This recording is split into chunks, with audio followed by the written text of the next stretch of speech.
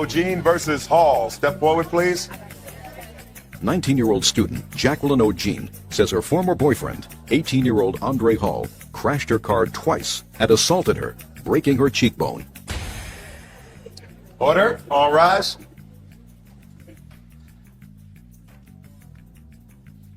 Now, this is case number 100 on the calendar in the matter of O'Gene versus Hall. Parties have been sworn in, Judge. You may be seated. Sir, have a seat. Are you her father? Yes. What's your first name, Miss O'Gene? Jacqueline. Jacqueline, according to your complaint, you and the defendant were a couple when you were teenagers. Yes. How old are you now? I'm 19. How old are you, sir? 18. And you started to live together with your parents' permission. Well, no, that's not true. I was moving away to go to college, and his mom was moving to the same town, and my dad offered to pay half the rent while I was in college, and I needed a roommate. As soon as I moved to Buffalo, I didn't have a roommate. I put up signs and stuff, and So you chose him as a roommate. it was supposed to only be temporary. So your father paid for half the rent and his mother paid for half the rent. Yes, But you were boyfriend and girlfriend. yes, And according to this complaint, you bought a car. yes, He had an accident with the car, and he drove the car again, and he wrecked the car. yes, And then, when you ultimately separated, you had an argument, and he broke your jaw. yes. So let's start at the beginning. You moved in together, both going to college? No, I dropped out. Then what were you doing in Buffalo? I live in Buffalo. So what were you doing when you were living with her? Working. Okay. And you were driving her car? Yes. You had an accident. Yes. First one. Yes. Why don't you tell me about it? I backed into a truck. And you caused damage to the truck? Yes. Did you pay for it? No. Why? Because I didn't get the bill. She got the bill. Did you say, could I have the bill? Nah. Why not? Because she had the bill. That should have been your first clue. Right? So this bill for the damaged truck that he backed into is still outstanding. Yes. And how much was the damage to the truck that he hit? $937.02. So after he drove your car, backed into the truck, which he didn't pay for, you let him drive the car again. Yes, I did. Why? Well, because at the time he still said, well, he said it was his fault, and he said since it was his fault, he would pay for it. And But according to this complaint, he left the scene of the accident. Yes, I know. Is that right? Yes. When you hit the truck, you took off. Yes. Why? Because I didn't want a ticket. What kind of work were you doing? What kind of work was I doing? Just working. Listen, this isn't 20 questions and I got a secret. When I ask you a question, don't give me a ridiculous answer. Working. I said, what kind of work were you doing? A fast food restaurant. Okay. So they tracked you down, I gather. Somebody got the license plate number and they tracked you down. Yes. Did they notify your father? No. Just you? Yes. So you let him drive the car again because according to these papers, he had to go return a video or something? No, after he had gotten in the accident, when he hit the truck, he was going to Batavia, where we're from, to get money from a friend. And tell me what happened. He went around a curve too fast and ran into another truck. I have the accident report here. Well, would you hand it up to Bird, please? So you went into another truck, Mr. Hall, Yes. and you totaled the car this time. Yes. You're not a very good driver. The roads are bad. The roads are bad. Yeah. It was snowing. So this car had to be sold, and according to your papers, it was sold for practically no money because it was totaled. Right.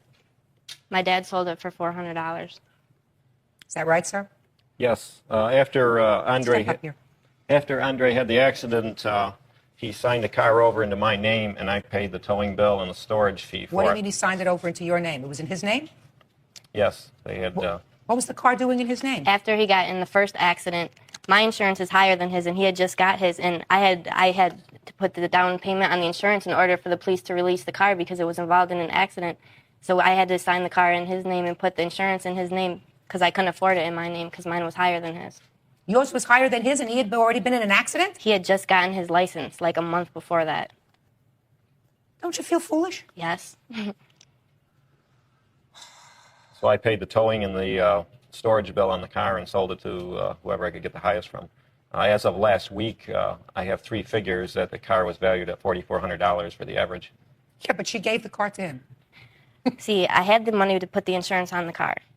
But after he had gotten in the car accident, his was cheaper than mine, so we put in his name, but it was only supposed to be temporary. So, and then we were going to sign it back over to me just a couple months later, just because the down payment mine was higher than his. Is that right, sir? No, she had no license, and that's why she signed the car over to my name. She had no driver's license? No, her license was suspended. Was it? Yes. For what? Because I had gotten, just from tickets, I had gotten tickets that I didn't pay. Another part of this equation is that Andre hasn't worked since I've known him for more than a week straight at any time. Jackie was working as a certified nurse's assistant, and in order to get to these locations, which were not on a bus route, she needed transportation. And going to college. And college. I think that your first course in college should be mate picking 101. That's probably true. Judge Judy continues in a moment. People, Judge Judy.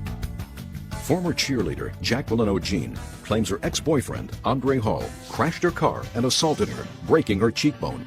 He says he hit her in self-defense. Now, I read in this complaint that there came a time when you finally got disgusted with him and you moved out. Yes. And then you say he assaulted you. I want you to tell me about that because that's the greatest part of your claim. We were arguing one night over something. It was stupid. We were arguing, and I said I wanted to wait till the morning to discuss it, and we just kept arguing, and one thing led to another, and he hit me. Where did he hit you? On my cheek, And he broke your jaw, my cheekbone. your cheekbone. That's not how it happened. Well, let me hear how it happened. Try to do it without smiling, sir. Well, what happened was my friend from Batavia came down from Batavia. He was visiting me and Jackie. And when we came down, he met 2 girls. And we picked the 2 girls up, and we went to a party. We came back from the party and went to her house. And Jackie... Oh, just a second. I have to understand this. Your friend came down, you went to a party, you met 2 girls. Yes. Your friend, a male friend? Male friend. So your male friend and the 2 girls went over to Jackie's house? Yes. Well, that's interesting. Go ahead. And she was intoxicated, and she was getting upset over everything, stupid things she was getting mad over. Well, And, you walk into the house, you knock at the door, No, you she ring was the with bell. us when we picked the 2 girls up. Oh, she was? Yes. Where did you pick them up? We picked them up on at the dorms. I mean, did you know these girls before? No. You just went into the dorms hanging No, around they're and outside. you just picked them up? Yep. And where did you go after you picked them up? We tried to find a party, but we couldn't find the party. So we went back to her place and drank some more. And she got drunk and started tripping over like everything. And the girls had left, and Joe had left. Joe took the girls back home. So your friend took the girls back home. It was just the 2 of you in the house? Yes. And then like 10 minutes later, Joe had called and said the other girl wanted to talk to me. One of the girls wanted to talk to you? Yeah. I was on the telephone talking to her. Jackie came out the room and she was like, "Who's on the telephone?" I was like, "Nobody." She's like, "Give me the phone." I said, "Okay." I took the phone cord out of the phone, gave her the telephone receiver. Just a minute. She said, who are you talking to? You said nobody. That you were just standing there with the phone in your ear, right? Yeah. So she said, let me see. Yeah. And you disconnected the phone and handed her the receiver? Yeah. Yeah. So she was talking to a dead phone? Yeah. Yeah. And then what happened? She threw the phone back at me and chipped my teeth. Yeah. And then like, I punched her in the mouth. Your Honor, that's not how it happened. What Do you have happened? any bills, sir? I didn't bring it with me. This wasn't a surprise that you were coming here today, right? Yeah. It was a surprise? No. No. Now you tell me how it happened. Good. What happened was we were all out. My cousin had invited us to go to a party, and his friend from Batavia, Joe, came up, and we had gone to the store, and we were coming back from the store, and he doesn't have a girlfriend, so he stopped and he was talking to some girls. Joe doesn't have a girlfriend. Right. You, on the other hand, had Prince Charming over here. Yeah. Go ahead. And Joe went back and picked the girls up, and we were all looking for the party that my cousin told me about, but we couldn't find it. So we went back to my apartment, and they left. And then we had just started arguing because we argued all the time because I just feel that everything that I ever had, Andre had started to take from me, you know, my car, everything I had worth of money he had taken. We used to argue all the time, and we were just arguing. And Why didn't you just dump him? I probably should have. I don't know, because yeah. I mean, according to your father, you work. Yes. As what? As a cashier and as a hostess, but I'm going to college full-time also. In what school? Erie Community College. What do you want to be? I wanted to be an accountant. Keep having boyfriends like this, you're going to have to be an accountant. Yeah. Now, according to your papers, your medical bills were well over $5,000, but most of them were covered by insurance. Yes. Tell me about what happened to your mouth when he punched you. At first, when I went to the emergency room, the ambulance took me there. They thought I had broken my jaw, and they thought they were going to have to wire my jaw shut. But after x-rays, I just had to have surgery to pop the bone back out. And I just couldn't talk for like 3 weeks. Couldn't open my mouth. That was some hit, sir. Yes, it was. Why did you smile? I didn't smile. You smiled at me. I smiled at you? Yeah. Hardly. Judge Judy continues in a moment. Judy. Jacqueline O'Jean wants her medical bills and car damages paid by her former boyfriend, Andre Hall. Do you still see him? No. I see him around town, like on the buses and stuff. I don't invite him over to my house or anything. Yes, he does. No, I don't. He has not been over to my house since it happened. Yes, I have. When? I told him he could come get... When? Last time over her house was about a month ago. A month ago. Yeah. What were you doing over there? Talking. What else? Nothing. Did you spend the night? No, never. You just went over there to talk? Yeah. I used to come over. I used to work 11 to 7 down the street from our house, and I went over there a few times in the morning after work. He calls me up and asks what he would do if he came over, and I said I wouldn't open the door. And he doesn't believe that, but he hasn't. He says he's come over when I haven't been there. But How long were you out of work because of this fractured cheekbone? 2 weeks. How much do you earn a week? I had just started a new job because I just moved in the apartment, so I was only making $150 a week, about. Did you report this incident to the police? The police came and I didn't press charges on him. Why? I didn't want him to go to jail. Why? I know it was wrong, but I don't want to see him spend like a long time in jail or anything. I want him to go How on about with his just a life. couple of weeks? A couple of weeks. You look like a pretty strong guy. That must have been some wallop you gave her to fracture her I cheekbone. didn't mean it. I'm saying, if somebody hit you in the mouth with a telephone, you're going to swing back. And I swung back. I didn't mean to break her jaw. You know, I feel bad about that, but I'm saying, if you're mad enough to hit somebody, you're mad enough to hit back. I didn't you go hit to him the with the doctor? phone until after. I went to the dentist, yes.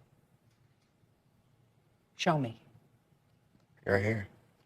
Show me the bills. Oh, I didn't bring them. Supposed to bring things, you Well, know, I like you're forgot. supposed to pay for the truck damage. You're not supposed to leave the scene of an accident. Listen, you have other children? Yes. How many other children do you have? I have one son. How old? He's 16. Do you ever have any talks with your daughter? Oh, very often. I feel Jackie has come a long way since this incident and even the incidents before that. If I didn't feel that, I wouldn't have come all the way across the country with her to be here. I feel she's making big strides. She's working towards supporting herself and getting through college, and it's... She looks like a nice young lady who is irresponsible. She's irresponsible. I know that because she had tickets that she didn't pay, so her driver's license was suspended. Did you know that? Yes. I've worked and paid off all my fines so I know, far. but you didn't pay them as you were getting them. That's part of a responsibility of having a driver's license and driving a car. You get a ticket. The first thing you do is you go home, you write out a check, and you pay it. That's true. Jackie's been raised realizing that there's a reasonable consequence to every action. And these have built up on her, and she's realized it now, and I feel she's straightening her life around well. However, I don't think it's fair that this guy has taken away everything that she's had and worked towards. Oh, I absolutely agree with you. He's a good lesson. Just to give you a little idea about the honesty of whatever his statements are, he didn't tell you that after he had punched her, he had called my house, and my wife answered, and he told her that Jackie had been jumped on the street.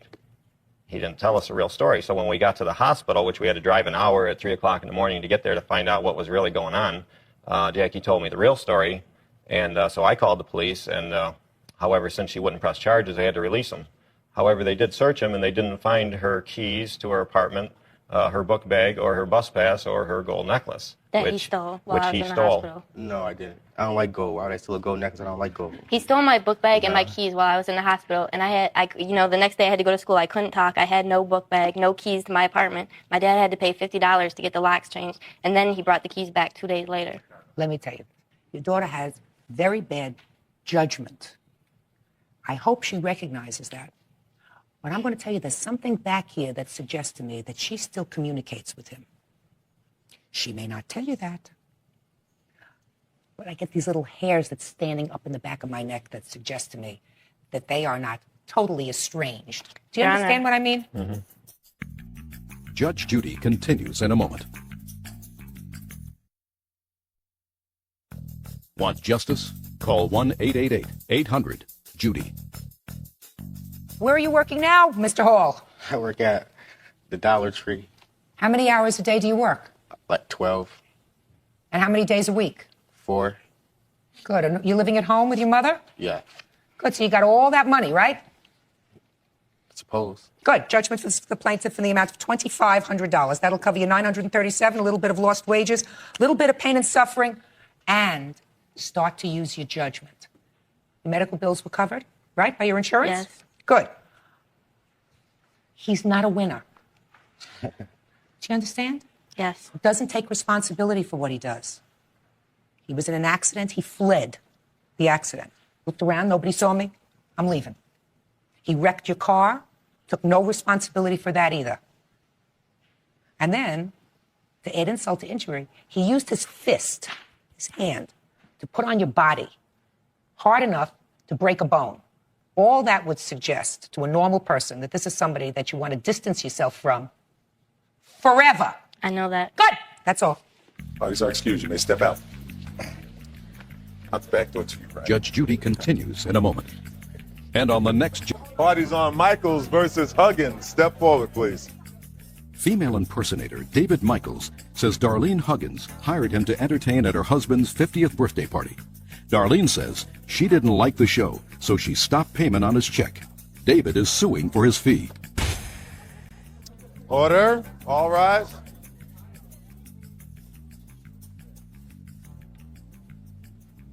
Yeah, it's case number 366 on the calendar in the matter of Michaels versus Huggins. Parties have been sworn in. Judge, you may be seated. Ma'am, have a seat. Mr. Michaels, you came in costume today to the courtroom. I don't know why. I assume you'll tell me if I ask you. I don't know if I'm going to ask you. But you earn your living as a female impersonator. You entertain, at least part of your job is to entertain at parties for which you are paid on a nightly basis. Mm-hmm. You were hired by the defendant to entertain at her husband's 50th birthday party, to do some sort of an act. Want to tell me about this act? Yes. I actually came dressed like this today, Your Honor, because I was hired as a film impersonator to fool her husband. And I did fool her husband? And I did fool him because he thought I was a woman. Okay. So you came to the party, and the idea of the party, at least her participation in the party, Ms. Huggins, was that she mingled with the guests and your husband and did whatever she did and fooled him at the end, and at the end she let it all hang out. Is that the idea? Well, I was hired for the party. I did my whole routine, which I explained to her in detail what I had to do, you know, everything. Going in there, dancing, sitting in his lap, telling jokes, whatnot. At the end, I pull off my wig, and in a deep voice, I would say something like, "Happy birthday from your friends. They always had their doubts about you." Okay. So whatever. You went to the party. How many people were at this party? 150. 150. And I assume she did, in fact, fool your husband during the majority of her performance. Most of the way through, yes. Then you gave her a check, you stopped payment on the check. Correct. So you stiffed her. Why? Because the act was not what I ordered through the agency I went through. Mm-hmm. He was supposed to come in and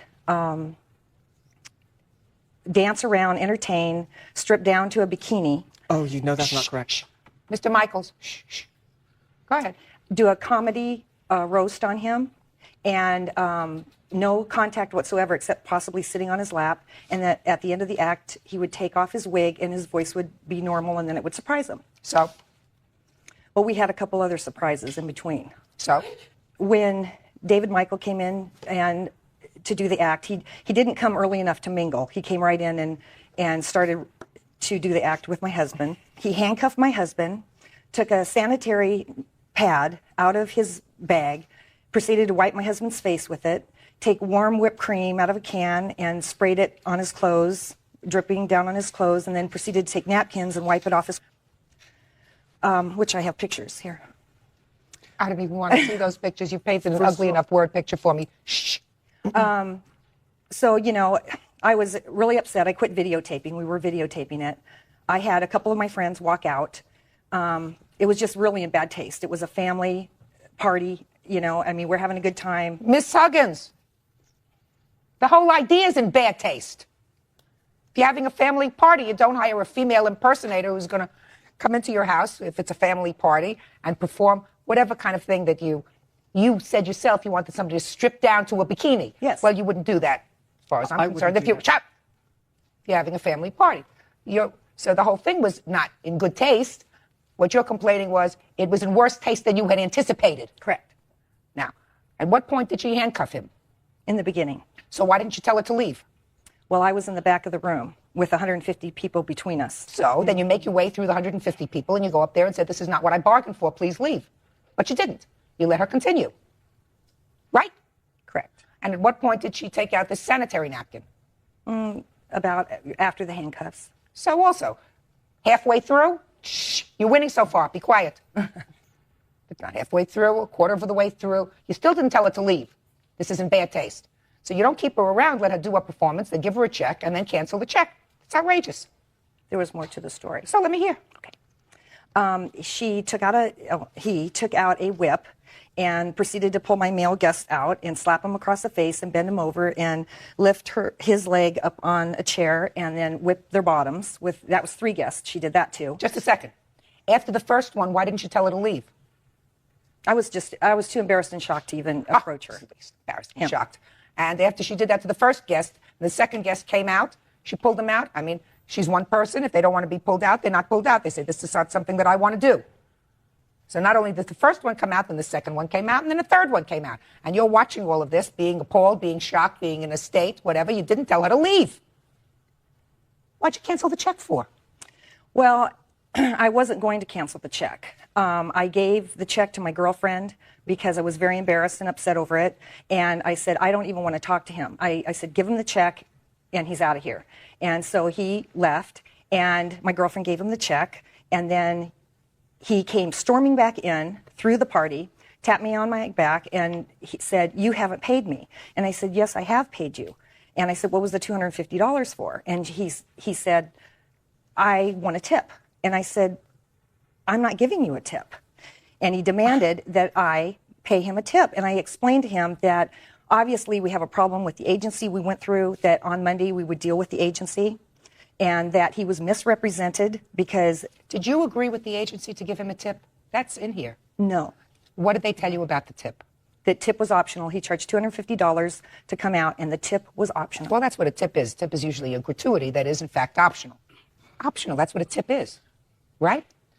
Well, first of all, she begged to have me perform for the party. I got the call about a week and a half beforehand for the party, and I was on the phone, and she said, I was told it was in Mission Viejo, the agency said. I said, okay, because I was on the other line, and I thought it was too far. Just a minute. You said that it was too far, and then you said, okay, I will do it even though it's a farther trip than I usually like to make. I declined to do the party beforehand. But then you agreed to do the party. Because at that time, even the morning of the party, I called the agency again, and I said, did you still find anybody for that woman's party? Because she won't have anybody there.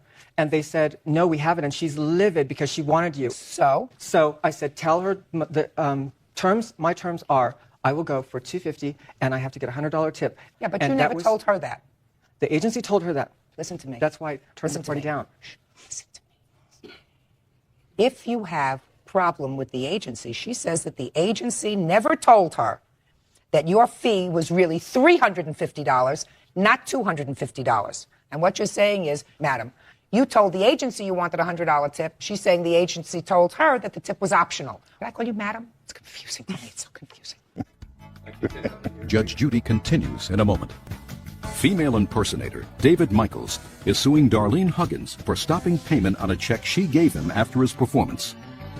Did you tell her that you expected, as part of your pay, a $100 gratuity? I said, because I'm going so far, you know that I have to get a tip. And I generally, to go to as far as Irvine, I get $100. Hers was in Mission Viejo. That's Just a past second. Irvine. Are you telling me now, Mr. Michaels, that, are you making this up as you're going along, that you spoke to her and told her that $100 was required? She was aware beforehand with the agency.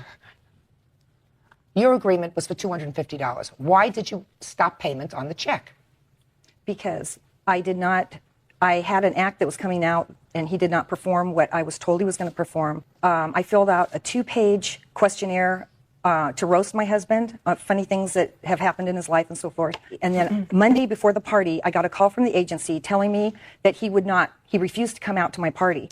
Then 2 days later, I get another phone call from another girl at the agency saying, well, now David Michael has decided to do your party. And I said, okay, so everything's all right. And she said, yes. And she says, that'll be $250. I said, tip is optional.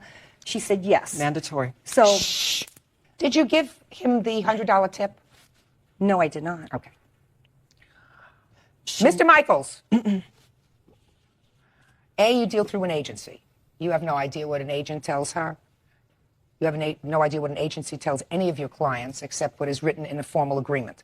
Your agreement with her was $250. That was your agreement with her. You and her.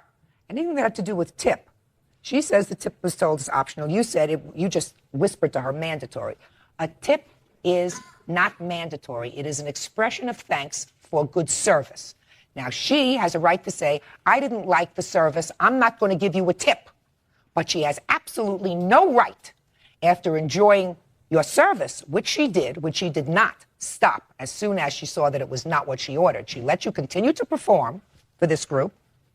And it was not until it was over that she was so humiliated that she didn't even want to look at you again. So, Ms. Huggins, you're absolutely wrong for giving her a check and for canceling that check. So the judgment in this case is for the plaintiff in the amount of $250. That's it.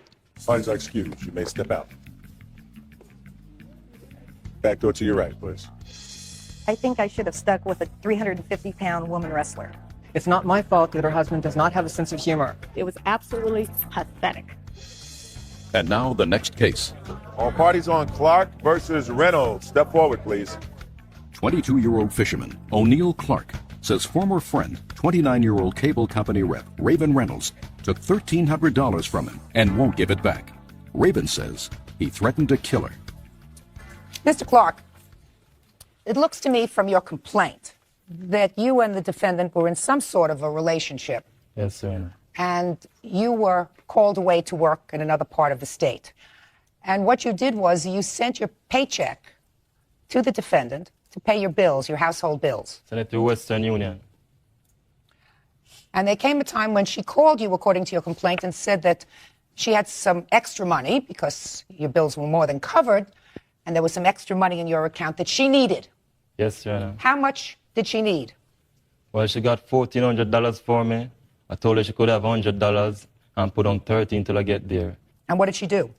She told me she's going to get an apartment in September, October, and she needs some money, and she's going to borrow my $1,300. So did you tell her she could take the money or she couldn't? Well, if I tell her she could have, she couldn't, she will still take it because I know she'll get down. In any event, she took your $1,300. Yes, Your Honor. Now, you admit that you took his $1,300. Yes. And you say you had his permission to take the $1,300. Yes. Now, you hadn't been living with him No, before not that. at all. You were friends. We were just friends. He says in his complaint that he really cared about you, that he used to pay for things for you, like having your hair braided and stuff. Isn't that what you said in your complaint? Yes, Your Honor. So you knew that he cared for you, Yeah. right? Mm-hmm. According to your complaint, you didn't care for him the same way. Not the same way he felt about me, no. So you took his $1,300 anyway. I spoke to him about it, and he said I could borrow it. He said I could borrow it, and I told him that once I moved, in the next few weeks, I'd give him the money, start paying him the money back, which he agreed upon. So why didn't you pay it back? Because this man put me through hell. Hell. Just a minute, broke into my house. He came back, and he told you he needed the money when he came back. No, that's not what happened. Yeah. Altogether, he had sent me about $2,400, right? We're just talking about $1,300. Oh, okay. Stick to the $1,300. Okay, fine. I didn't give him the money back, no. Why? He put me through hell. He broke into my house and everything for no reason. He put a knife to my neck where he had on white rubber gloves and put a knife to my neck. And at that point, after he did that, I felt that he didn't deserve to get that money back. Judge Judy continues in a moment. Judy. O'Neill Clark claims Raven Reynolds owes him $1,300. Raven says he threatened to kill her. What did he want when he broke into your I house? have no idea. Did he want his money? He didn't tell me he wanted the money. All he kept telling me was that I could kill you and I can go back to Jamaica. There's no jail cell that can hold me and everything like that. Well, we went through the court system and everything, and they said that there wasn't enough evidence to convict him, but he stayed in jail. Well, according to these papers, they dropped the charges against him, but he spent a few months in jail awaiting trial on that case. Is that right? Yes, Your Honor. Did you go into her house? No, Your Honor. You're a damn liar. Okay. Now, let's get to this $1,300 for a second. You just told me that you agreed that this was a loan and that you would pay him back. Let me... Shut up! Okay. Hey. Let me read you from your answer, okay? Your answer to his complaint that you signed says, I had a bad situation where I was living and had to move. So far true? Yes. I needed $1,400 as soon as possible and asked O'Neill if I could borrow the money since it was right there and I would give him back some every week until it was paid. Yes. So far? Mm-hmm. That's what you just told me. Yeah. Then you say, he said, okay. And a few days later, he told me that I didn't have to pay him back because things were going so well in Albany. That's what you said here. That's not what you just told me. You forgot that that's what you wrote here. You forgot, Miss Reynolds, because the one thing that you would say to me, if it were true, is I originally was going to borrow the money, but then he told me I didn't have to pay him back. Well, I'm sorry, I didn't say that part. He didn't say it because it's not true. Yes, it is true. Yeah. So what you want to do now is set off the trauma that you went through, the alleged trauma that you went through. When he came to your home, you figure that's worth $1,400. Is that right? No, I think it's worth more than that, what he put me through, yes. Well, this case was dismissed. It was dismissed, but this man still continued to harass me. I went through 2 police stations Just and a everything. second. What was he harassing you for? Because he's telling me he's in love with me. This man's been in a psychiatric hospital because he's telling the police that he's in love with me and he wants to kill himself. When they come up with the ambulance, he decides, oh no, I changed my mind, but they took him anyway. I mean, he's crazy. Judge Judy continues in a moment. Want justice? Call 1-888-800-JUDY. On the internet, judgejudy.com.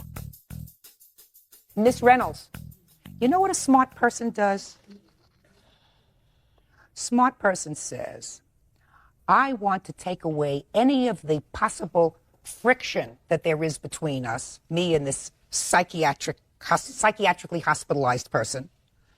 So the first thing I'm going to do is give him back his $1,400. Nope, just don't say no, because that's what a smart person does. Because right now, he's feeling, according to you, a little used. You knew he cared about you in a way different from the way you cared about him. Clearly, you used that in order to get your $1,400. And then, when he wanted it back, because he realized you were going nowhere with this relationship, and he realized that, you say he went off, did all kinds of bizarre things, including harassing you. So what you would do if you were a reasonable person, a moral person, a right person, would be say, I'm not going to let him think in his head that he's been made a fool of by me, by taking his money. So I'm going to give him back his money, and then hope that he'll go away.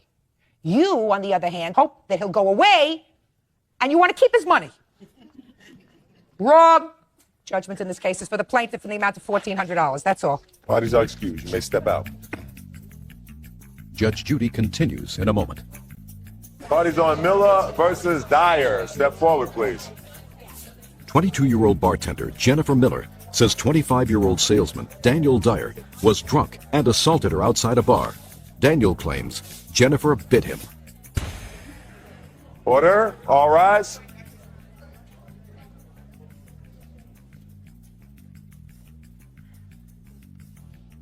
Yeah, it's case number 396 on the calendar in the matter of Miller versus Dyer. Parties have been sworn in, Judge. You may be seated. I have a lawsuit for assault and battery and injuries, and I have a countersuit for assault by you. Is that right? Yes, Your Honor. This occurred in some bar outside in the parking lot of some bar that you were both in. Yes. So, Ms. Miller, why don't you start? Well, on the evening of December 4th, 1997, I arrived at the bar in about 8 o'clock maybe. I was meeting some friends. You know, we were going to celebrate because I just got a new job. I just moved back. And we were playing pool when the defendant came in with another friend. I mean, just staggering and yelling, and came up from behind and grabbed me in my crotch. And You remember that? No. Do you remember anything of that evening? Yes, Your Honor. Go ahead. Well, I let it slide. I turned around. I didn't You let it slide? Well, not in the sense let it slide. It caught me by surprise. I was there with some friends. I thought it was my friend playing a joke on me. And when I turned around, I saw it was him and another guy. And I asked him, "What did you do that for?" He said, "I'm sorry. I thought you were someone else." Okay, you know, I'm not going to just turn around and hit someone when I wasn't for sure exactly who it was that did it to me at first. A little while later, his friend came up to me and was talking to me and apologized for him. I said, "That's fine, just don't let it happen again." And then he came up and tried to talk to me. And before he could even say anything, I let him know. I said, "Look, I don't know you, but you ever do that again, next time I will hit you." And he said, "Okay, I'm really sorry." And he was talking to me and tried to set his beer down on the table that I was sitting at, and it just went everywhere, all over me, all over the table. So he got up to go get a towel to clean it up and had an argument with some other people that were in the bar. And then they asked him to leave. He was outside, and my friend was talking to him, so I went to the door and told her to come back inside. I put my arm out to reach for her. He slapped my hand away and told me to mind my own business. Okay, so I told him, "You don't know me to mess with me. You know, just leave me alone." I stepped outside the bar to pull her back in, and it's when he slapped me. Where did he slap you? In the face. Go ahead. But at first, it was more, I guess, because everybody had been drinking. Myself, not nearly as much as he had. But, you know, understandable, you know, when people drink, people do get stupid. You know, I would clearly admit that I shouldn't have stepped outside the bar to pull her in. And as far as that, you know, he slapped you. What happened next? I slapped him back, and he grabbed me by my shoulder and picked me up, and his car was there and had me pinned up against the car with my head in between his arm and the car, and I bit him. On the chest? Yes, I did. And then what happened? He finally let me go, and dummy me, I told him if he wanted to fight, I'd be more than willing to fight. You know, so I took off my jacket and my sweatshirt. I still had a T-shirt and a thermal on. And then we started fighting from there, and he got asked to leave, and I went back inside. They locked him out of the bar. When you say you started fighting, you started punching each other? No, slapping each other. Slapping each other? Yeah. And when he threw me to the ground, I got up, he fell, and that was it. In a way, it was more like a joke. Everybody was laughing and thought it was a joke, but me and him were being serious. But they made me go back in the bar. They asked him to leave. So he left. A comment was made that he was going to kill me. Comment by whom? By him. As I was going into the bar, there was other patrons. I wasn't the only one that heard him say this. But you heard him say it, huh? Yes. And he came back about 10, maybe 15 minutes later in completely different clothing, banging on the door, trying to get in. Trying to get back into the bar. Mm-hmm. And he was then confronted. Then at that first time when he did it, the door was open. He came right back in and walked directly towards me, and everybody from the bar got him and made him go back outside. The bartender at the time locked everybody in the bar. So I waited. I figured I only live maybe 200-300 yards away from this place. I'm going to go home. When it was clear, I didn't see him anymore. So I asked the bartender to let me out, and she did. And at that time, he came up from the side of the building and grabbed me and threw me down to the ground. I hit a sidewalk, and it knocked me out. When I woke up maybe 10 seconds later, he was laying on me, and I told him I was going to kill him, and I need him in his mouth. And from there, we started fighting, and people started to pull him away from me. But as they pulled him off of me, he had me by my hair, dragging my face along the sidewalk. And then they took me back in the bar. He left again, and then a few minutes later, the police, the fire department, ambulance showed up. Was he arrested? No, he was not. Why? They couldn't find him. I have a Did you file a complaint? Yes, I did. I signed a 242 PC that night. And the witness that called the police was across the street on a payphone that witnessed this entire thing. He is in my statement. Okay. I can't hear from a witness who's not here. I've made attempts to contact him, but I believe he is incarcerated at the time, or at this time. Okay. Did you go to the doctor or hospital? Yes, the ambulance took me to the hospital. Can I see the reports, please? I have the police report and the doctor bills and the... Let me see them. Judge Judy continues in a moment. All of a sudden, bam. Real people, Judge Judy. Jennifer Miller claims Daniel Dyer assaulted her outside a bar. Daniel is countersuing, claiming Jennifer bit him. He wants money for pain and suffering. So you both told the police that you didn't want to prosecute the other. You told the police you didn't want him prosecuted, but that you wanted him to pay for the medical bills. Yes. All right, sir, let's hear your version of the events, please. Your Honor, on December 4th, 1997, a friend and I decided to go to my friend's dad's bar, which is Cheers, to play some pool, have a few drinks. My birthday was the next day, so we decided to go out there. We arrived at the bar. You had been drinking before you got to the bar? Yes. And where had you started drinking? At his house. What time had you started drinking at his house? Say approximately 9 or 10 o'clock. And what time did you get to this bar? Probably around 10:30 or 11. So you'd been drinking for a couple of hours before you got to the bar? Yes, Your Honor. Now, go on. We walked into the bar, ordered a few drinks. All right, let's stop right there. How far do you live away from the bar? Approximately a block. And you walked there? No. So you and your buddy were drinking for a couple of hours. You got into your car and you drove there? Yes, sir. Who drove? I drove, Your Honor. Let's go. We decided that we wanted to play pool, walked over to the pool table, put some quarters down on the pool table, waited for our turn to come. It came, so I walked over. I noticed that the girls were there at the table next to the pool table. I asked them if they would like to play a doubles game, so we did. We played a doubles game of pool. I noticed Did you later, play a doubles game of pool with him? I played with his friend and another elderly man from the bar, not Daniel. we played a pool game. I noticed that it was getting late. It was going to be time for me to go to work in the morning. I had to work the next morning, and I had to get up fairly early. I motioned to my friend. I said, I want to leave. And we had been talking to Jennifer and her friend, and they said that they were going to leave also. And we all walked outside. My car was parked right outside the front door. So we were standing outside talking. My friend said that he was going to use a phone. He walked over to the phone. It was right to the right of the door. Somehow Jennifer and I,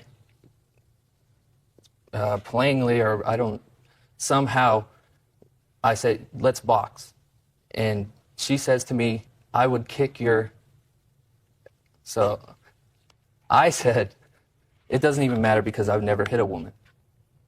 At that time, I said, I'm going to get out of here. I got to go to work the next morning.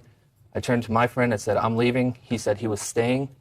So I turned to open my car door, and all of a sudden, bam, in the right eye, right here, I was hit from the side.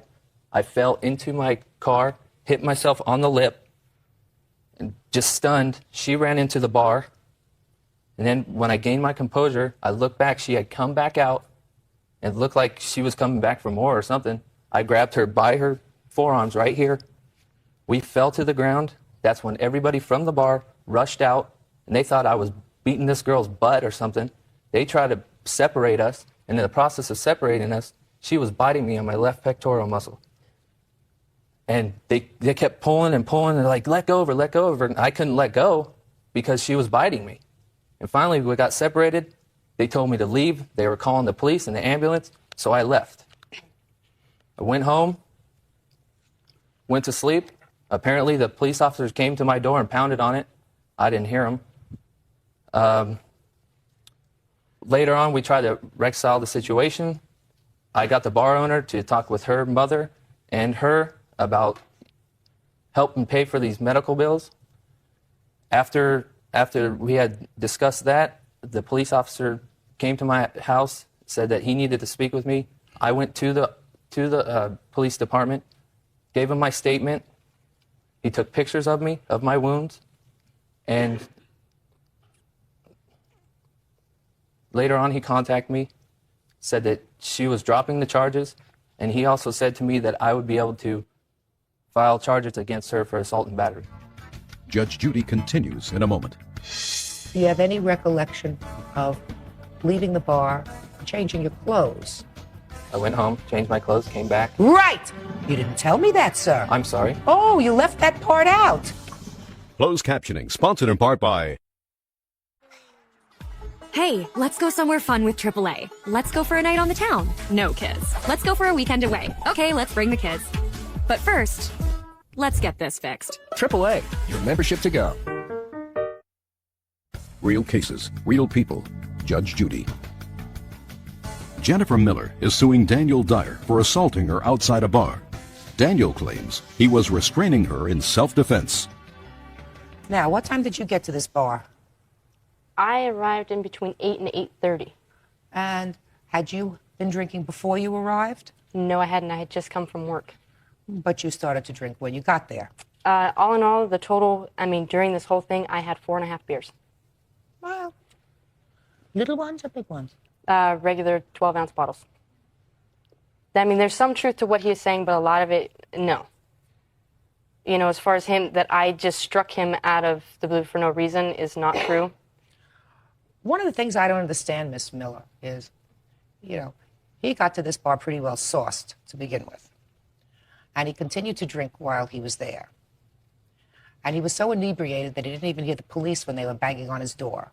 So I have to discount a lot of what he said because he was drunk and driving his car. It means it could have hurt a lot of people in the block that you drove. So you weren't even smart enough to say, I've been drinking, let me walk the block to the bar. But that doesn't excuse your stupid behavior. No, it doesn't. Not at all. You stay in the bar, you don't go outside. Well, when I did leave the bar, I thought it was safe because he had been gone for a little while. I figured I live next door. I'm going to run home. I'll be fine. Why didn't you go with somebody else? Actually, I did. I left with my friend Shannon and her husband. They were walking right behind me as this happened. Where are they? They were supposed to be here this morning. I got a call early this morning. Their daughter had to be admitted to the hospital. She's having some type of surgery on her arm. Well, did Shannon and her husband come to your assistance? Yes, they did. They were two out of the rest of the bar that was pulling him off of me. They were the first two out, and Shannon was yelling for other people to help her and her husband get him off of me. And you, Mr. Dyer, have no recollection of leaving the bar, having the door locked, and then trying to come back in. You have no recollection of that, sir? Of coming back? Yes. I did come back. Do you have any recollection of leaving the bar, changing your clothes? I went home, changed my clothes, came back. Right! You didn't tell me that, sir. I'm sorry. Oh, you left that part out. What did you go home and change your clothes for? Excuse me? What Because word didn't you understand? The shirt that I had on had been bitten a hole through. Yeah. And so I went home, I changed my shirt. Right. Came back. Why? Because I wanted to see what was going on. According to you, you knew what was going on. So you did leave the bar, go home. Did you drive home or did you walk home? I drove home. Right? Got into your car, drove home, changed your clothes, and then came back. And what happened when you came back? I walked in the door. As soon as I walked in, everybody told me to leave. So I got in the car and I left. No. That's not what happened. Yes, it is, Your Honor. No. You left out that whole piece of your story, Mr. Dyer. And the first telling of the story, it all happened at one time. She bit you, you got her off you, the police and ambulance were called, and that was the end of the story. That's what you just told me. Isn't that right, Bert? That's what I heard. Judge Judy continues. Your counterclaim, Mr. Dyer, is dismissed. Ms. Miller, you're suing for a lot of money. You want several $1,000s. Your medical bills were $888.93. Yes. Right? Yes. You want several $1,000s. You don't get several $1,000s because you're almost as dumb as he is. Yes. I'll admit. Almost, but not quite.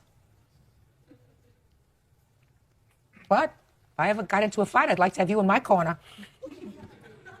Thank you. You have photographs of your injuries? Yes, but they did not come out as well. I also have the injuries from the police department of Daniel as well. Where are they? Right here. Let me see. And I did bring one of the shirts that I happened to be wearing that night. The other one got lost somewhere that night. Is any of this money reimbursed by insurance? No, it's not. You bid him pretty good. Well, when he's laying on top of me, there's nothing else I can do. That's all right. Do what you got to do. You have any photographs, Mr. Dyer? Yes, I do, Your Honor. I'd like to see them, please.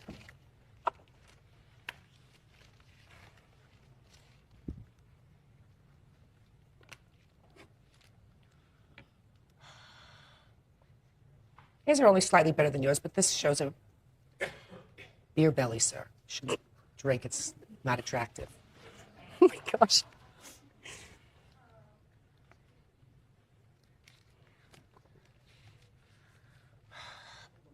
Judgments for the plaintiff in the amount of $888. I assume, Mr. Dyer, that you're not going to drink and drive anymore, are you, sir? No, Your Honor. Have a history? Any arrests for DWI? No, Your Honor. None? None. Very lucky. That's all. Thank you. Parties are excused. You may step out. Judge Judy continues in a moment. And on the Parties on Nottage versus Hill. Step forward, please. 24-year-old Santana Nottage is suing brothers William and Mark Hill for throwing a beer bottle at his car. The brothers are countersuing Santana for beating them up. Order. All rise. Order. Thank you. Now, this is case number 387 on the calendar in the matter of Nottage versus Hill. Parties have been sworn in, Thank you, Judge. Bird. Welcome, Judge. Parties have been sworn in. You may be seated, sir. Have a seat, please. So you gentlemen got into a little bit of a confrontation in your cars. Yes, ma'am. Yes. Mr. Nottage, according to your complaint, you are suing the defendant because you say that you were assaulted and he damaged your car with a beer bottle. Is that right? Yes, that's correct. And your counterclaim is for medical bills because you claim that this gentleman assaulted both of you. Yes, ma'am. No, ma'am. He assaulted my brother, and I had happened to try to calm everything down. That's how I got involved. And you were punched. Yes, I was hit. Right. Okay, so where did this whole problem start? May I speak? Please. Okay, we were driving down Cedar Lane in Howard County, and as we were driving down the street... Who's we? I was driving alone in my car. You were alone? I was behind them, and as I was coming up to go past them, I saw they were moving their mouths. So I figured they wanted to speak to me about something. I figured they would ask for directions or something. So I rolled my window down, asked them, "Can I help you?" So the one on the left asked me... What's your name? Mark. You're Mark. Yes, ma'am. He asked me why was I driving like So I gave him the finger. So then he says, Mark, he was in the passenger seat, you stupid. So I said, huh? And then both of them start calling me back and forth. And then we start exchanging words, and What did you say to them? I said, you too. Mm-hmm. So then the one on the left throws a beer bottle at my car. Mark? Yes, ma'am. Throws a full beer bottle at my car. So I speed up to get in front of him and slam my brakes. Okay, so you're all by yourself. Yes. And they're behaving, according to you, like two lunatics. Yes. Nasty lunatics. Yes. So you do, smart thing, you speed up in front of them and slam on your brakes. And what was the purpose of that? I needed them to pull over. You wanted them to pull over? Yes. Why did you want them to pull over? I have a brand new 1998 Integra, which I paid for straight out cash. I'm not going through my insurance company for them. They're going to pay for the damage they did to my car. You mean throwing the beer bottle at your car? Yes. Okay, so what happened next? So then, both of them start yelling at me, pull over, we're going to show you how we kick around here. So we pull into the parking lot of the car, into the hospital where this altercation took place, the physical part. I pulled into the front of the hospital. They pulled off about 50 feet away, and then they rounded their cars, and both of them ran up to me at once with closed fists, talking about they were going to beat me up. Hey, you're going to get it. We're going to make you pay. Yes. So then That's not true. I saw You're going to get a chance. Go ahead. the mark was on the left and he was on the right. What's your first name? William. So then, because he was coming closer and he was coming a little faster, I hit him. You hit Mark first. I hit Mark first. So then I stepped back to see what was he doing because he was on the left. And as I stepped back, I saw him drop to his knees and he was on the ground. So you must have hit him really good. Yes, I did, Your Honor. Really good. So you hit this one really good. Shh. Order. Shh. You hit this one pretty good. Right. In the meantime, he's trying to grab me. So How did he try to grab you? He grabbed me by my shirt. So I stepped back and pulled his arm. I don't know if that's what tore his shoulder, whatever damages he claimed, but that's the only way I can see how it was possible. And then me and him were fighting. I fought him longer than I fought his brother. His brother went down I hit him once and he was on the ground. Now, How many times did it take for you to get him to the ground? I hit him about 7 times. He would not fall. Okay. Now, and then somebody came out and broke up this Right. fight. All right. I'm going to give them an opportunity to tell their side of the story, Mr. Nottage. But first, let me deal with you, sir. First, take your hand out of your pocket. Oh, I'm sorry, Your Honor. You seem like an otherwise intelligent young man. So I have a few questions. You got two guys who are behaving like Looney Tunes, according to you. And they threw a beer bottle at your car, something which you acknowledge you did. Yes, ma'am. So you decided, I mean, and you've heard all the news reports and everything else about lunatics in cars. So the smart thing for you to do was to keep going and try to get their license plate number, right? Yes. So instead, you pull in front of them and slam on your brakes. Yes. Something that you knew instinctively would really tick them off. Because that's what happens when somebody pulls up in front of you, slams on their brakes, you get angry. And they were already angry about something. You know, maybe they had a bad sandwich or something else. Judge Judy continues in a moment. Judy. Santana Nottage claims William and Mark Hill threw a beer bottle at his car. William and Mark claim Santana beat them up. Okay. Now, the Hill boys. Which one of you was drinking? Me. And you were the passenger. Yes, ma'am. And you were the moron who threw the beer bottle. Yes, ma'am.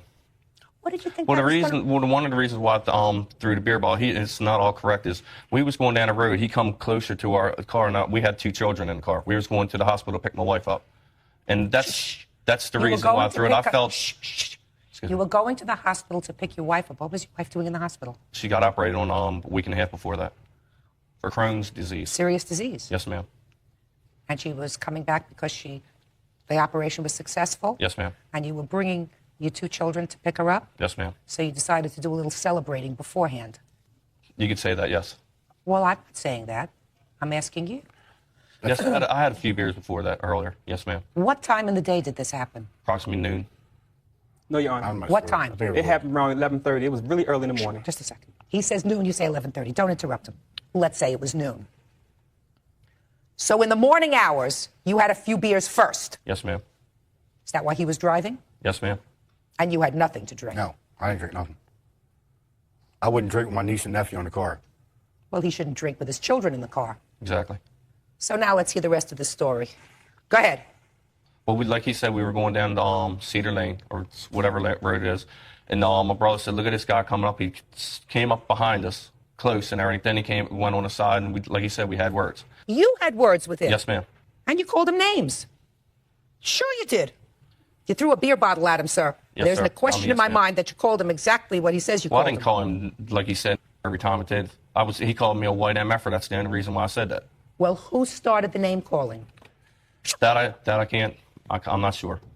Not sure. Okay. So what'd you throw a beer bottle at his car for? To keep him, like I said, when he swerved over close to us, to keep him from getting to hit me, hitting the side of the car. I felt the kids were in danger of life. If he would have hit us to the side, we could have very easily swerved into the other oncoming traffic. So you felt that by throwing the beer bottle at his car, No, you that were was going to keep your children safe? Yes, but it was stupid on my part for doing it.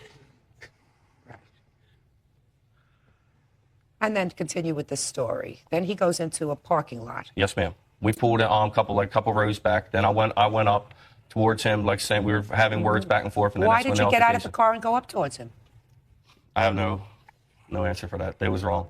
Like I said, it's something that should have never happened in the first place. Right. And what did you think was going to happen when you went up towards him? What were you planning on doing? All I Asking did him? was wanted to go up there and just to find out what the heck was going on and everything, you know, why he did what he did. But then all of a sudden, What did he the do? fight. Just a second. I mean, What did swerving he with the do? car. So you went up to him, according to you, to find out why he was swerving with his car. Yes, ma'am. And after we That's had words, it's like you said, we just had words back and forth. And I was mad, and I guess he was mad, and then all of a sudden the altercation started. And he punched you. Yes, ma'am. And you fell. Yes, ma'am. Punched you pretty good. Yes, I give him that. And then you got involved because you tried to pull him away from your brother. I told Michael, his older son, he's 8, I told him, I said, stay in the car. And I went to go try to break it up. That's when me and this gentleman got into it. But you grabbed him first by the shoulder. I tried to break him up. Try to take him away. Shh. Try to pull him away Yes, ma'am. from your brother. Yes, ma'am. Anything else anybody wants to say to me? Yes. Sir. Go ahead. My friend here, well, he's a witness. He's a security officer at the facility that this happened at, and he'll testify to their statements that that they attacked me first. No, they didn't attack you first. Shh. They didn't attack you first. Okay. You threw the first punch. Okay.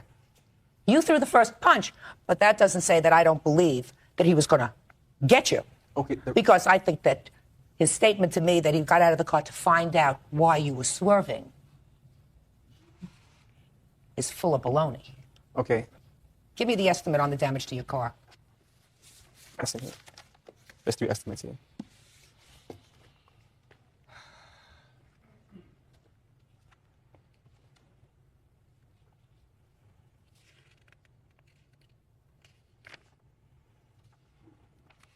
You have any pictures of the car? Yes, I do. It's right behind the estimates.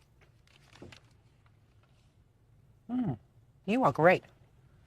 Come prepared. I mean, not great with what you did here, because this was kind of stupid. This whole thing was stupid. Yes, ma'am. You're exactly right.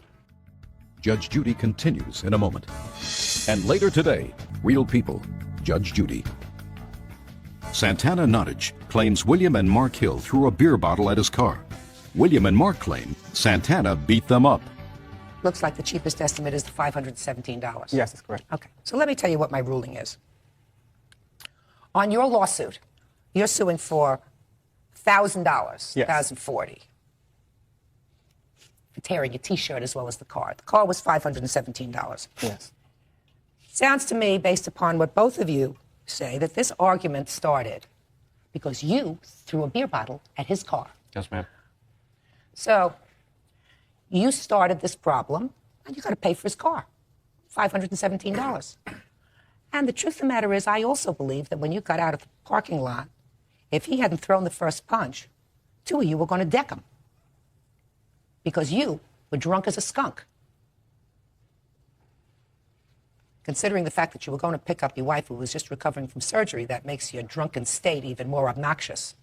So I'm dismissing your counterclaims for assault, for your medical bills, or anything else. You got what you deserved because you started it. Now, you weren't smart, so you're not going to get anything for pulling your shirt or assaulting you or anything else, but I'm going to give you the money for the damage to your car because that's what was started by these people. Judgment for the plaintiff in the amount of $517. That's all. Parties are excused. You may step out.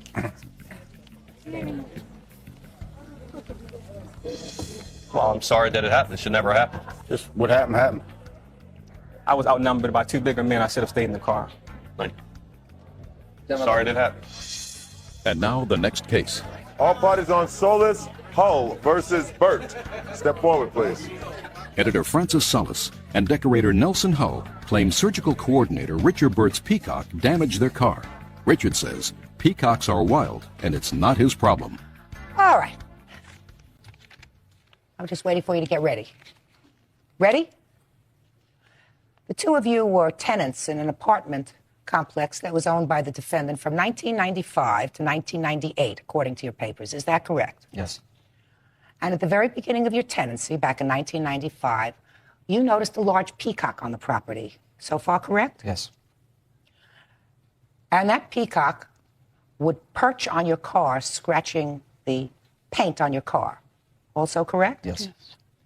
And the peacock did that from 1995, until the time you moved out in 1998. Also correct? Correct, yes. Now you moved out, and you want your landlord to pay for the damage to your car because you say it's his peacock, right? Yes.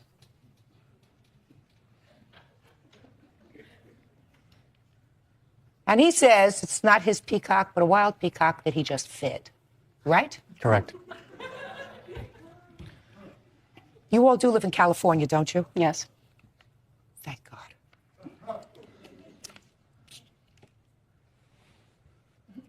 You want to explain to me why 3 years after the fact, you're coming to court and bringing this nonsense lawsuit? Who's going to speak? 3 years? 3 years! A nonsense lawsuit? Yeah. Judge Judy continues in a moment.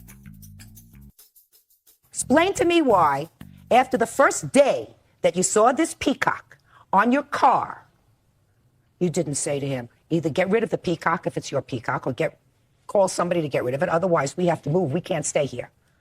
Instead, you waited 3 years until you moved out. And then you decided to sue him. You understand my question now? I thought I said it in English before, but if I didn't, I just said it in English. Well, Answer. That's not true.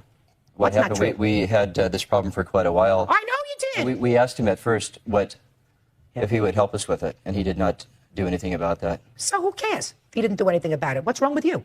You have 2 legs. We called the. You have a car. We called you pack your things in the car and you move. If it bothered you so much, you don't stay there 3 years and then come and bother me. The problem didn't last that long. It didn't last that long. No. How long did it last? It lasted for about 2.5 years, and we could not afford to get up and move just like that. So we Then it didn't bother you that much if it lasted 2.5 years and you couldn't afford to get up and move. What is wrong with you people? Don't you have anything better to do with your time? Seriously. Seriously, don't you have anything better to do with your I'm time? beginning to wonder if you're serious. Oh, I'm very serious. I read this complaint and I said to myself, if I were living in a place and the owner of that property, quiet, and the owner of that property harbored an animal, whether a dog, a cat, a bird, a canary, a squirrel, that was damaging my property, I might stay there for a week or for a month, but I would certainly get out. You, on the other hand, lived there, may have complained, kvetched a little bit, but lived there, waited until you could either afford to move out or decided to leave. And I understand you let them use their security deposit for the last month's rent. Is that right? Yes. And then you turn around and sue them. Is this what I'm getting? Get a life. Goodbye. Case is dismissed. Parties are excused. You may step out. Judge Judy continues in a moment. And on the next Judge Judy. Parties on Lillard versus Flynn Christensen. Step forward. 37-year-old housewife Christina Lillard is suing 21-year-old Martha Flynn and 23-year-old Gary Christensen for taking care of their daughter for nearly a year. All rise. Now, this is case number 422 on the calendar in the matter of Lillard versus Flynn Christensen. Parties have been sworn in, Judge. You may be seated. Ladies, have seats, please. Mrs. Lillard, you took care of the defendant's little girl from the time she was practically an infant for about 10 months. Your lawsuit seeks compensation for taking care of her expenses that you paid for during that 10-month period. So first, why don't you tell me how it came about that you were taking care of their baby?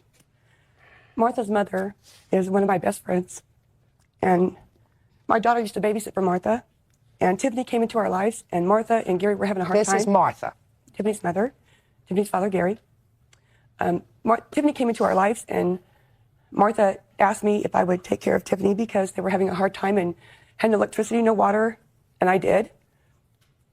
When you say if you would take care of her, you mean come and stay in your home? Right. How old was she at the time? About 3 months. She became a part of our family. How many are in your family? There's 4. My husband, my son, my daughter, and myself. Did she come back to visit the child? Periodically, yes. Why didn't your mother take care of the child? My mother was having problems of her own with my father. They're in the verge of divorce, and I moved out of my home when I was very young. So I was on my own feet for quite a while. How old are you? I am 21. How many children do you have? I have 2. How old are they? 2 and 1. And the 1-year-old is the child that we're talking about. It's Tiffany. Are you the father of the older child? Yes, ma'am.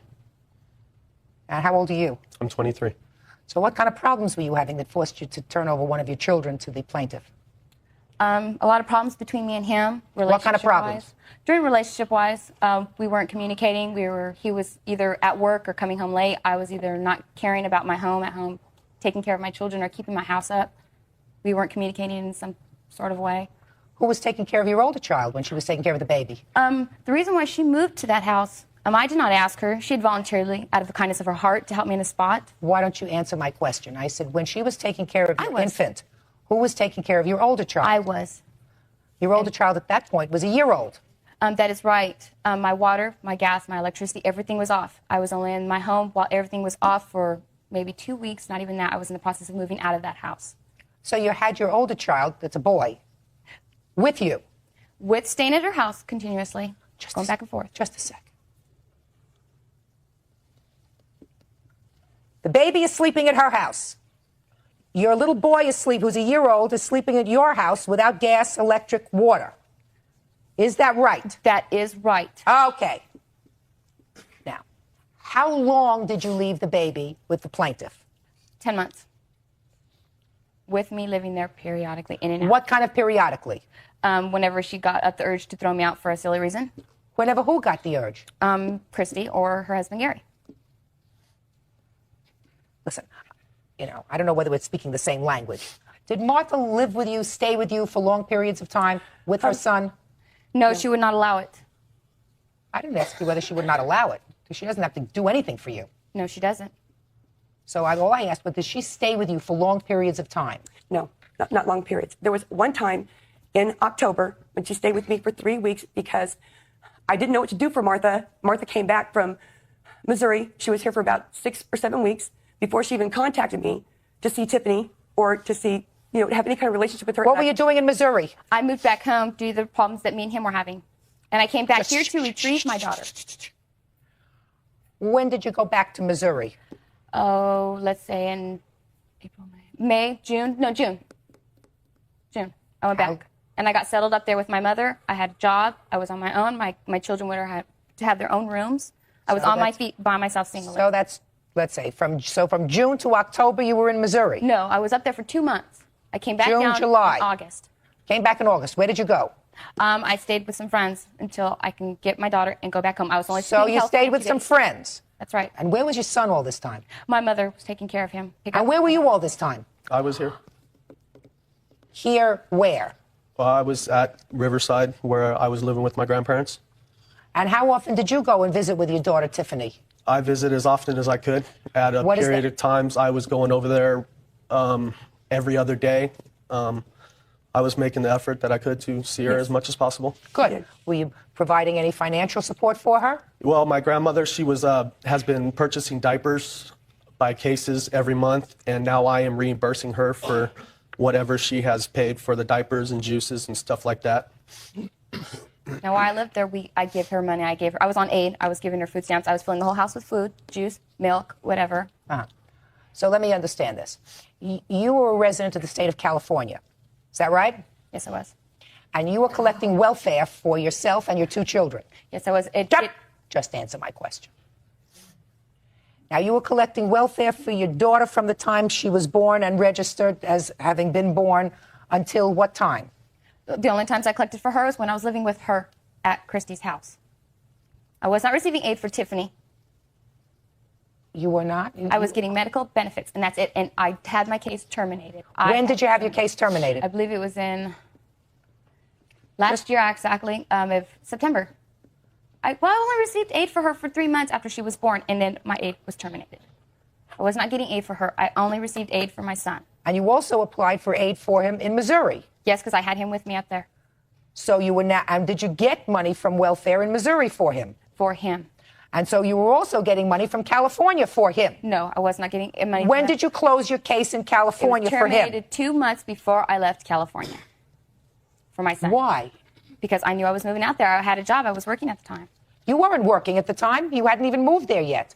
Why would you cancel your case 2 months before you moved? My family underneath the tables. I was doing little jobs babysitting.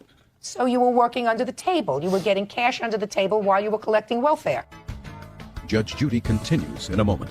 Real cases, real people. Judge Judy.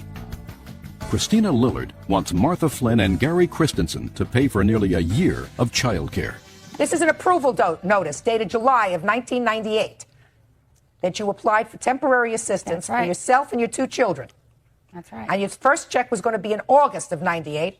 As you have already received a check for July in California. Well, I never got that check. That's what it says here. As a matter of fact, when I was on aid, that was going to her house, and she has been known to cash frauds of checks. She has scammed the pizza place. So she's not even living in her own home, Your Honor. She can't even pay her own bills. That's why the baby was pulled out of her. I want you to be quiet.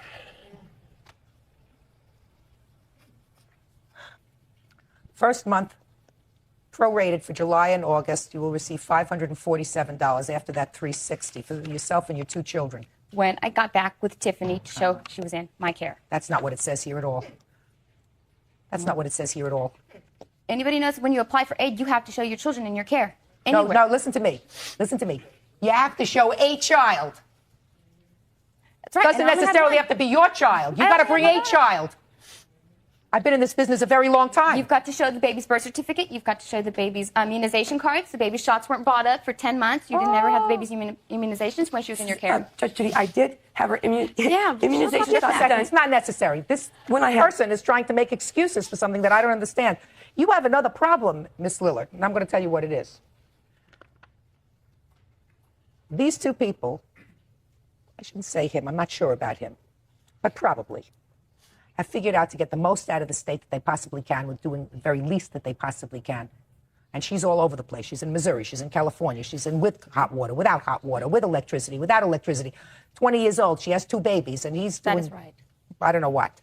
But you're supposed to be responsible. So if you are living at home, you're supposed to be working, and you're supposed to make sure that your 2 children aren't getting welfare.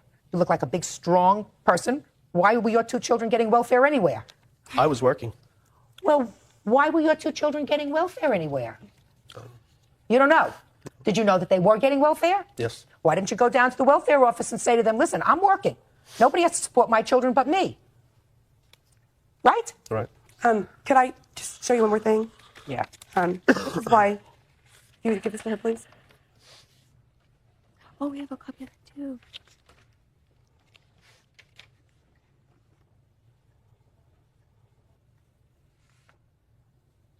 What is this? When I received power of attorney for medical reasons in August, it was the same day that Gary filed for custody of his 2 children against Martha. That is basically Martha's response to what had happened from the time that Gary filed for custody, gave me temporary custody of Tiffany to where I could go get her immunization shots, in which I did. She was 10 months behind. Could you be quiet?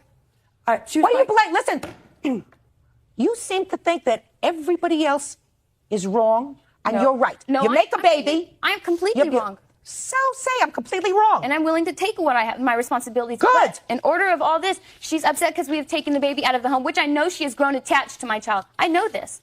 And I've never, she knew once I got on my feet, I wanted to come back and take care of my daughter. Well, let me ask you a question.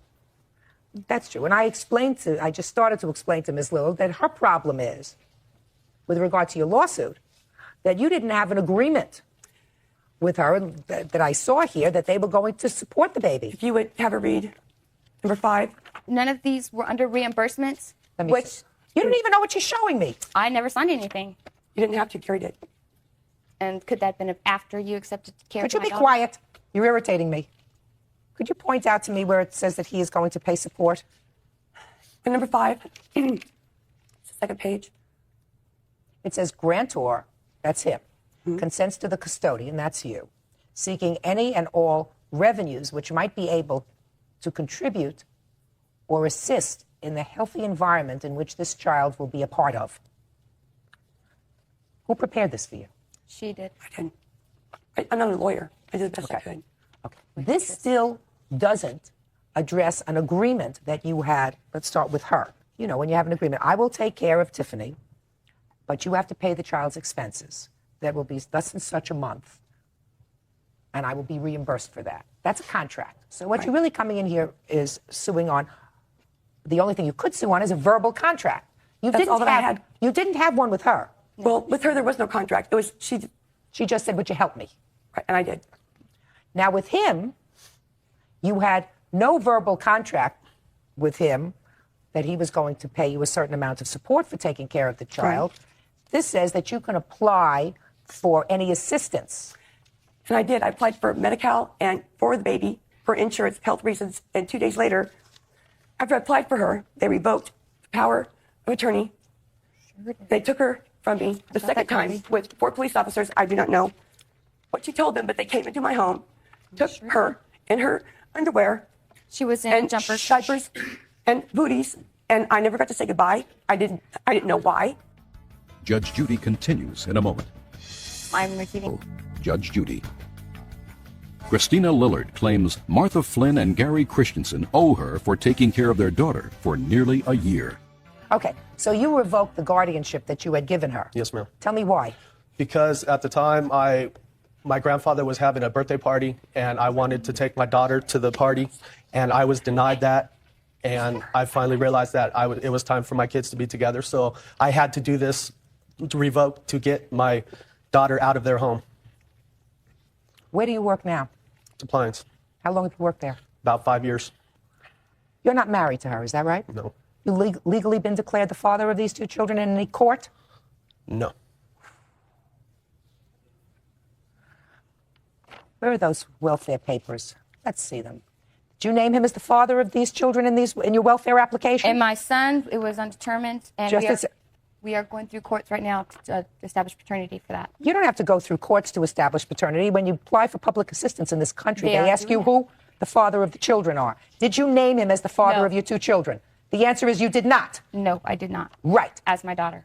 She was. Yes, I'm named for the daughter, but not for my son. In your welfare application. That's right. Just a second. In your welfare application. For my son, it is unknown, and for my daughter, it is Gary Christensen. It says that here? I don't know what it says right there. Oh, no, it doesn't say anything about you naming anybody as the father of these that's only children. one form of, a form of approval of assistance. That's only one form of everything you have to file Has for. the Department of Social Services, State Department of Social Services, brought you into court for support? No. You know why?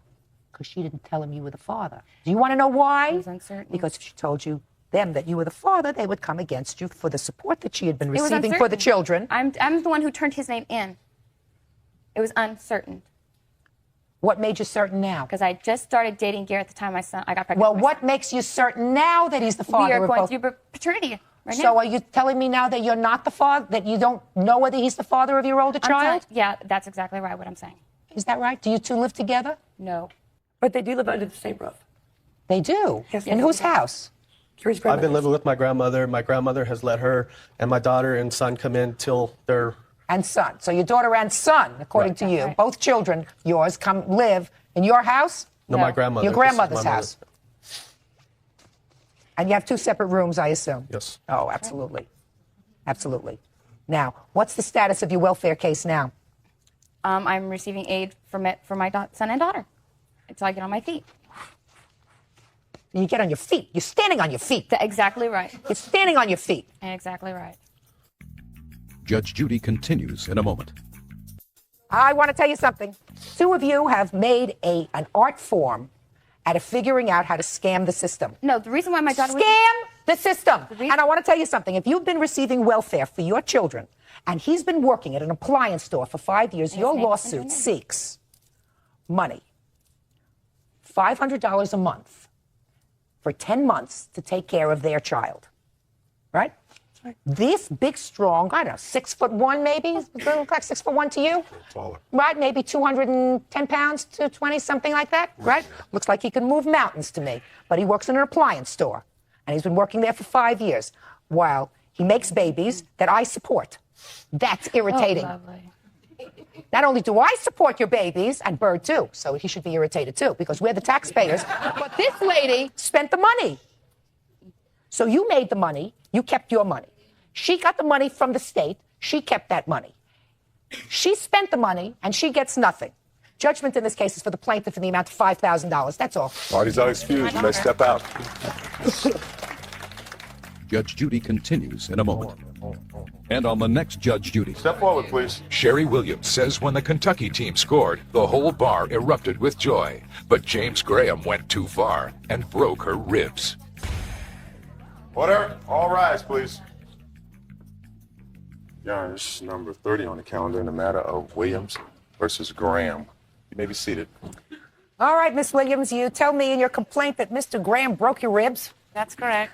And it was accidentally, but stupidly. Right. So you want to tell me how that happened?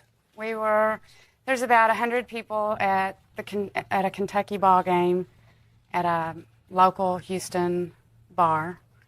That's the only place that would show the Kentucky game, and there was about 100 of Kentucky fans there, and it was the Syracuse game, and we were winning, and Jim had had too much to drink and came up behind me. Shh, sir, we don't shout out here. Came up behind me and grabbed me by my ribs, lifted me up off the ground and squeezed me. And I said, Jim, you broke my ribs. And he says, no, I haven't. I said, yes, you broke my ribs. And he set me down real easy, and he started apologizing to me. And How did he exactly do that? Can you show me how he did that? Can I show on my husband? Sure. He came up behind me and grabbed me right here, lifted me up off the ground completely, and squeezed me. Kind of lifted her off the ground. Did she you was jumping. feel something at that moment? When he squeezed me, he was knocking the breath out of me, and then I felt like I heard something crack. I didn't feel anything. My arms were around her. Yes, I didn't feel anything. She was talking to me right after that. Her breath was not gone. Well, you did do that to her, correct? Yes, I did hug her. Yes, but not maliciously. No. Okay, so let me hear your version of what happened here. Well, at the beginning of the basketball game, I obviously hadn't had too much to drink since I only had 3 beers the entire night. Yes, at least midway through the first half of the ball game, couldn't have been much later than that. Yes, I did hug her as there was a score that happened. Everybody was jumping up and down. I have a letter to authenticate a tape. This is an engineer of a CBS affiliate in Houston that was there filming everything. They came at halftime. They were there from Did a film crew halftime. come at halftime? Do you remember seeing a film crew come at halftime? Yes, ma'am. Okay, because I don't take letters. So that's agreed that you have a tape Okay. that They was came of at the halftime? second half. Yes, ma'am. Okay. And it shows Sherry jumping up and down, cheering, Jim, this doing happened everything. like with 1 minute left in the ball game. Okay. You say this happened in the second half of the game? It was just like with very short few minutes left in the ball game, That's not true. and we were That is all not getting true, ma'am. excited. No, ma'am. Okay, just No, ma'am. you're telling me that this happened towards the end of the game. No, ma'am. I'm saying it happened during the first half.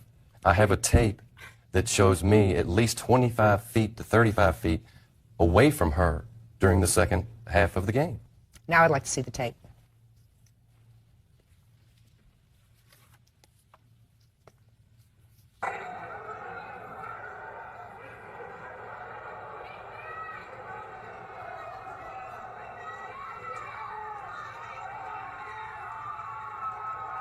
I'm over here. This is Sherry right here. I'm over here again. Is that it? It keeps going, but that's one example of it's the second half. She's jumping up and down. I'd already hugged her. I'm way over here. See? No, she doesn't say you hugged There her is twice. no sir. way I could have jumped up and down with my ribs broken You're right. like I just did. I was jumping up and down like that when Jim came up behind me, Your Honor. I was grabbed over me. here, Sherry. I'm 30 feet away from you the Okay. entire second half. I never even talked to you the Mr. second Graham, half. Mr. Graham, step back. Okay, Mr. Williams, I'd like to hear what you have to say, sir. Yes, ma'am. Specific to Jim grabbing my wife and picking her up, I recall that it was at the about 2 minutes to go in the game. How do you know you weren't even sitting Mr. at Graham. tables? Ma'am, I was sitting about 10 feet away. I was sitting with a friend of mine over here, and Sherry was standing about 10 feet away with a group of people that were standing up there.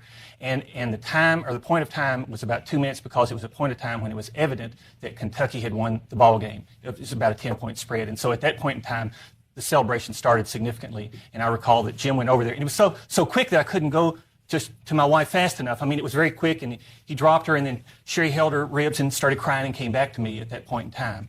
No, ma'am. And And anyway, so specific to that, I recall it's about 2 minutes to go in the game. Is there? I don't know how you can sit here and lie like that Listen and to me. say no. Hey, are the last 2 minutes of the game on this tape? Yes, ma'am.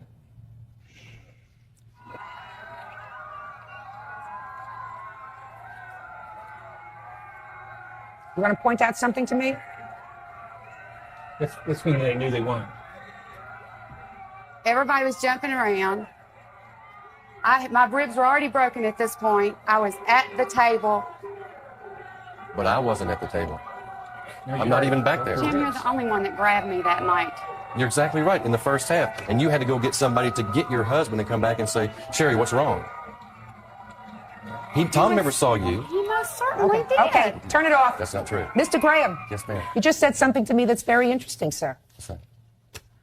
You said that when you picked her up, you had to go back and get your husband. You want to repeat what you just said when that was on? I did say when I picked her up, someone did have to go get her husband. He wasn't at that Someone table. had to go pick her husband. Finish your sentence. And come back to her. For what? And he said, Sherry, what's wrong? Good. Sherry, what's wrong connotes to me, sir, that something was wrong, that you heard. I mean, you just related that to me. So you know that something was wrong after you picked her up. Yes, ma'am. I haven't denied that. Okay. Very good. Yes, ma'am. Judge Judy will Sherry Williams says when the Kentucky team scored, the whole bar erupted with joy. But James Graham went too far and broke her ribs. Now, let's talk about some of these bills. Okay. What were your total medical bills? My total medical bills were $407.68. Now, you're suing him for $1,643.04. Why? Pain and suffering. Yeah. And what else? And the other was he had said that he would take care of a maid for me. I was unable to do anything that I normally would do at my house. He said that he would take care of someone coming in and cleaning my house, being that I had company. And I had 6 people staying in my house, and I was supposed to have been able to. Do you work outside of the house? No, ma'am, I don't. And what does your husband do? He is in an oil and gas research facility. He's a director. Mm-hmm. I didn't agree to pay. Well, you have to understand, Ms. Williams, this was in fact an accident. Yes, it was. He didn't intentionally hurt you. That's right. You sure? I'm sure about that. I am too. And it's not even the kind of accident that I would say falls into the category of like an automobile accident. You were all out having a good time. He did a very foolish thing. Pain and suffering connotes some punitive damage that the court would impose. Punitive damage to say, not only did you cause injury, but it's terrible that you did that. You were neglectful of your reasonable responsibility when you did that. The car was being driven too fast, or you didn't go out there and shove the snow out of your driveway purposefully. I think he just got sort of excited during the course of this game, as everybody else did. I saw a lot of other people being picked up and sort of tossed around and a lot of hugging and stuff. That was not a smart thing to do, but don't try to weasel out of it, sir. It was not a smart thing to do. You did, in fact, hurt her. And you were right to offer to pay the medical bills. You should pay the medical bills. You shouldn't have any out-of-pocket expenses. As far as cleaning your house is concerned, when something like that happens, he's got to pitch in. Right? I did. Good. So then you didn't need a maid. Your husband is a maid for a day, or 2 days, or 3 days, whatever.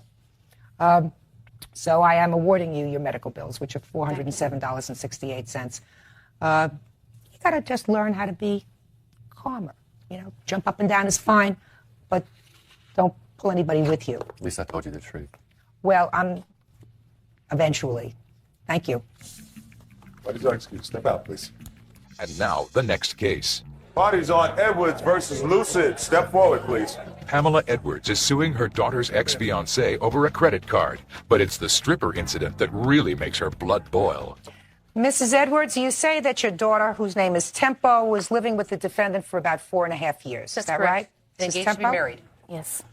And during that time, you gave your daughter, who you say is disabled, a credit card. Yes. For her own use for emergencies. Yes. And that the defendant used it at times for his own purposes, and in addition, you made him some loans. Correct. And the loans and the credit cards came to $1,884. Correct. And then Mr. Lucid found someone new. Found someone new. Yes. Or a variety of people new? No, he was working at a strip club in the Valley, came home after 4.5 years, told my daughter he didn't love her anymore and was leaving, and he was engaged to a stripper at the club, 35-year-old woman who's a mother of 3. So he We're left moving your to daughter? Vegas. He dumped her. Left her with everything. Your Tempo, what's the nature of your disability, Tempo? I'm a transplant patient, kidney transplant patient, and it failed, so I'm on dialysis right now. Were you working during this 4.5 years? I only can work part-time here and there because I am on disability. My doctor put me on as soon as my kidney failed because hemodialysis takes up a lot of the days, and I can't accept full-time jobs. So who supported your household when you were living with Mr. Lucid? Mr. Lucid did.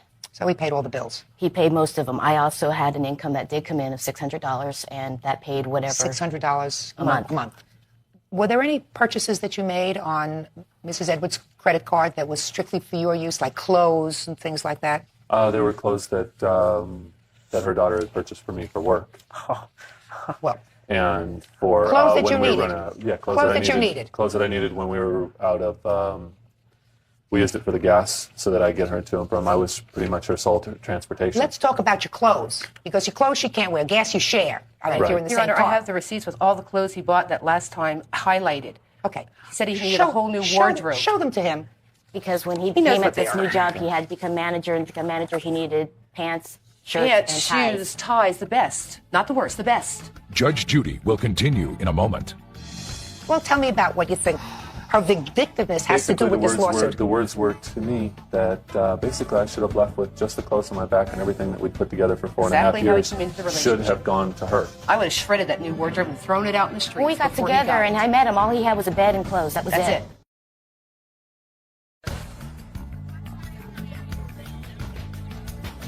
Pamela Edwards is suing her daughter's ex-fiancé over a credit card, but it's the stripper incident that really makes her blood boil. Listen, Mr. Edwards, just look at the clothes. Okay. They're all your clothes. You don't expect Miss Edwards to buy you clothes, right? No. Okay, so you owe her that money. Did you pay her back for that, for the clothes? No, at that particular moment I had not. Well, let's talk I about had this not. moment. At this moment, no. Okay, so you owe her for the clothes. What's the total bill for the clothes? $833. Now, there was also a loan that you made to him. Correct. You say, a loan of $600? It's for a bowling contract. Okay. Tell me about that. I have the contract here if you'd like to view it. Did you borrow the money, Mr. Lucid? In correction, her and I both borrowed the money. I was willing to. Who was bowling? I was. And Mr. his Lucid, signature. I only have to look at that if he says that he Okay, doesn't. but only his signature, not hers. He's not. Your daughter isn't a bowler. Right. He's a bowler, and she's not wearing his suits. So these things are just for him. Right? Correct. All right, so that's $600. How much of that did you pay back? That wasn't under my direct control. All I did was she controlled the money. I gave Paid her one my. payment of $50. I sent my checks and signed my checks, and she put them in her bank account. All right. The question is, Mr. Lucid, you seem to say in your answer that the reason that Miss Edwards is doing this is because she's being vindictive. Mm-hmm. Well, tell me about what you think her vindictiveness has to do Basically, with this lawsuit. the words were to me that basically I should have left with just the clothes on my back and everything that we'd put together for 4.5 Exactly how he years came into the should relationship. have gone to her. I would have shredded that new wardrobe and thrown it out in the street. When we got together and I met him, all he had was a bed and clothes. That was That's it. it. And we split the bed together until I brought And my when he bed left, out. he took the couch, the TV, the VCR, the videos, the fan, kitchen appliances, the Sports car, memorabilia. their names, her ring, her diamond engagement ring. No, I he didn't took it take all. the diamond You engagement took. ring. I threw it You at took the you, golden but you diamond took it. But I didn't buy it for her.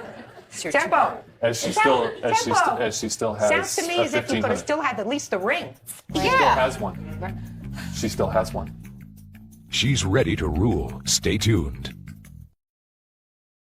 Miss Edwards, why don't you help your daughter get over it instead of making her feel more insecure about her ability to have a relationship? I think that teach her how these guys screw her. You don't have to And I'd teach like her. Tempo to sue sounds- him for all the money that he still owes her. This is just my debt. Miss Edwards, the only way to start fresh and to start getting over a bad relationship, whether it be a marriage or an engagement or just a relationship, is to put a period. This will put a period between he and I. it should hopefully put a period between this side and that side. Well, more bills are coming in, Your Honor, every week. and Miss he says he's Edwards, not paying listen to anything. me. You love your daughter? Yes, I do. Very Get much. over it. I'm serious with you. Every time you tell her about a new bill or tell her about something else, gotta pay it.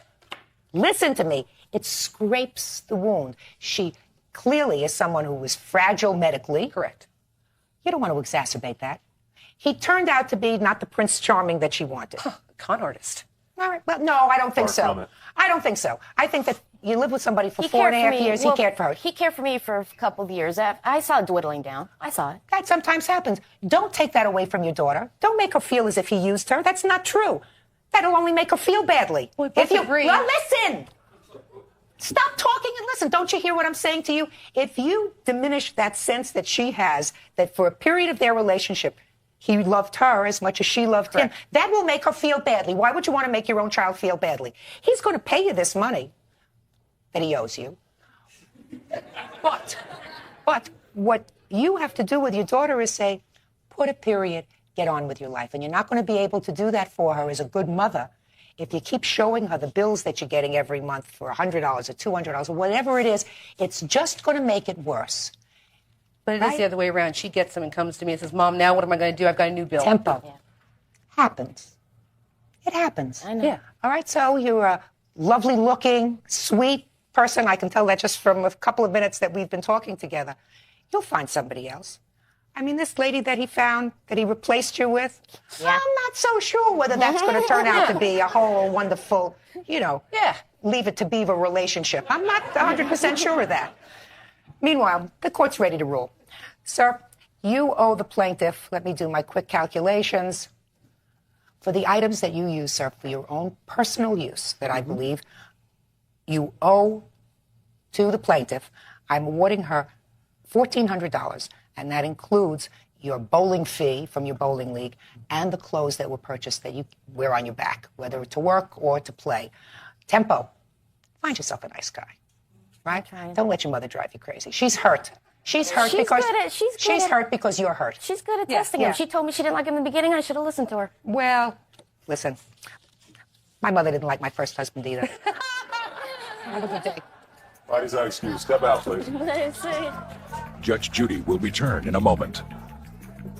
3, step forward, please.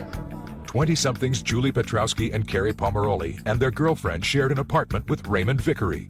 When things went bad, they say he stiffed them for the rent. Order. All rise. Hey, Judge, this is a mouthful. This is number 63 in the matter of Petrowski, Pomeroli versus Vickery. Parties have been sworn in, Your Honor. You may be seated. Who's going to talk for the plaintiff? Who are you? My name's Carrie Pomeroli. Carrie. And you are? Raymond. Raymond. Okay. 4 of you young people decided to share an apartment together. Correct. How large is this apartment? 1,600 square feet. 3 bedrooms. And somebody's father had a co-sign on the lease. Yours. And then you all signed the lease too. 3 girls, 1 guy. Big mistake. And there came a time, sir, that you decided you didn't like living there anymore. That's right. And that was a couple of months after you moved in? Mm-hmm. What didn't you like about living there? Well, let's say we were entirely uncompatible as roommates, and the friendship... You mean you couldn't tell that before? Before I moved in with them? Yes. No, I couldn't. I didn't know 2 of them before I moved in. I only knew 1 of them. He was one of my best friends. We were. Okay, why were you incompatible? Well, there were many differences in the way we live. We're very different people. As you can tell, there are obvious differences. Well, the obvious differences I see, but you saw those at the time you moved in with them. That's right. So why did you decide to leave? Because you left and they're suing you for the rent that you owe, plus your portion of the security deposit that her dad put up. Right. Well, I left because there were many, many guests who would come on the weekends and during the week. I was never told that they were coming.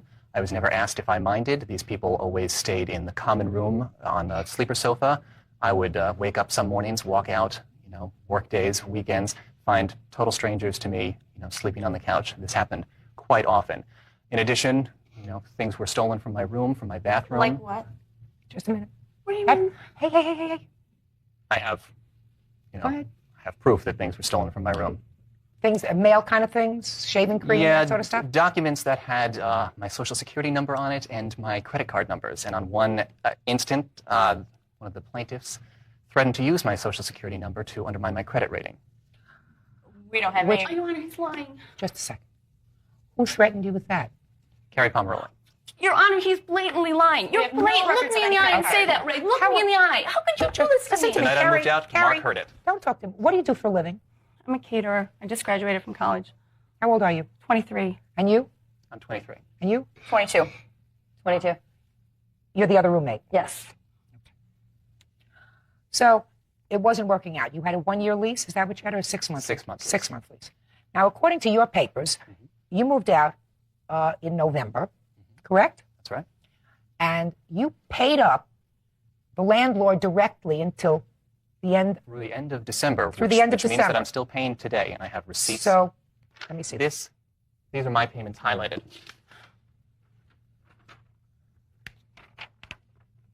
The final receipt says that I've paid only through December 14th. The $174.15, which is an overpayment for November, I'm counting towards the final amount. So let us assume that you have paid the landlord directly, not these two young ladies, That's right. rent through December. Right now, he doesn't owe you anything. Right now, he doesn't owe rent because he's paid up, according to his receipts, until the end of December. So why are you suing him now? He's never paid the security deposit he promised. Okay, just a second. Let's get to security deposit. If your lease goes through when? March? March 19th. Okay, and then I assume you're going to get your security deposit back.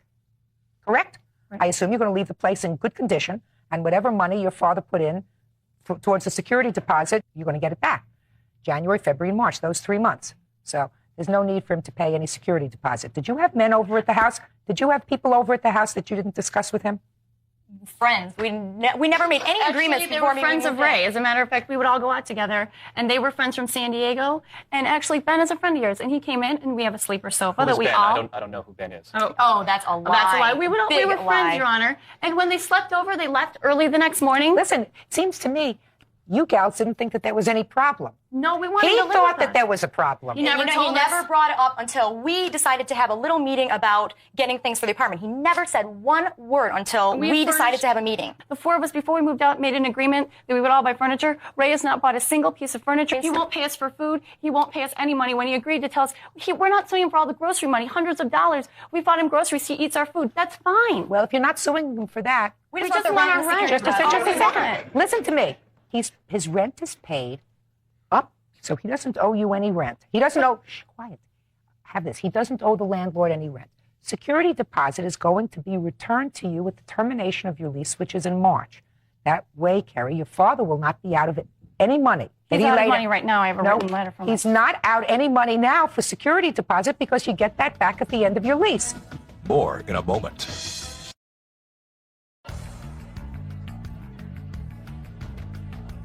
20-somethings Julie Petrowski and Carrie Pomeroli and their girlfriend shared an apartment with Raymond Vickery.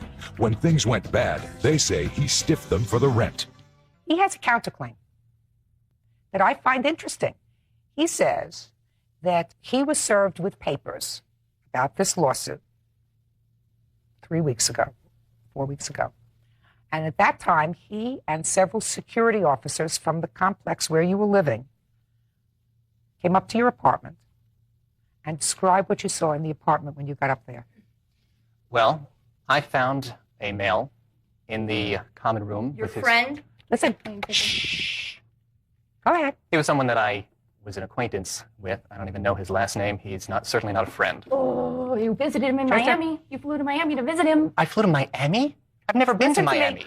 Listen to me. You folks are very. You folks are pretty theatrical. I'm Italian. You folks are pretty theatrical. Wait, let's hear this, please. You've got the plane ticket. Okay. I'm sorry, Your Honor. You wanted to know what I found. Yeah, I've you never found been- a male in the apartment. You knew who this person was, but clearly you didn't invite him to stay in the apartment. No, I didn't. And I have a signed statement here from security saying that I we don't found... take statements from security. I Now, what did found- you see? I found a closet full of clothes Where? in my room, the room that I'm paying rent on, which you have the receipts What for. kind of clothes, sir? What do you mean a I- closet full of clothes?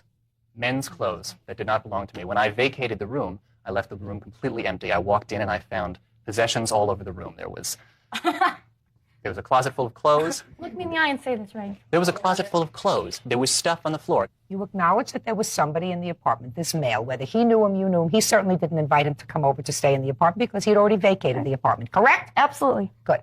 Now, according to your papers here, this person had come in just for a week or so to visit. 7 days. That's a week. 7 days is always a week. Yes. And when he came, he stayed with you. He stayed with you. Is that correct? Correct. Absolutely. How many bedrooms are there in this apartment? 3. Tell me the sleeping arrangements. Carrie has her own room. Sonia and I share a room. There's an empty room. Now, the name of this young man who came over and was a visitor is what? Who invited him? I did. And where did he sleep? On the sleeper sofa to pull out queen-size bed. Why didn't he sleep in that bedroom that was There's empty? no bed or There's a no sleeping furniture. bag or blankets. Did you take furniture out with you when you left? Yes, I did. So there was no bed in there. There was no bed. There was a pillow and a sleeping bag. We don't own a Just a sleeping second. bag, Your Honor. Just a second. There's no Just a sleeping bag. second.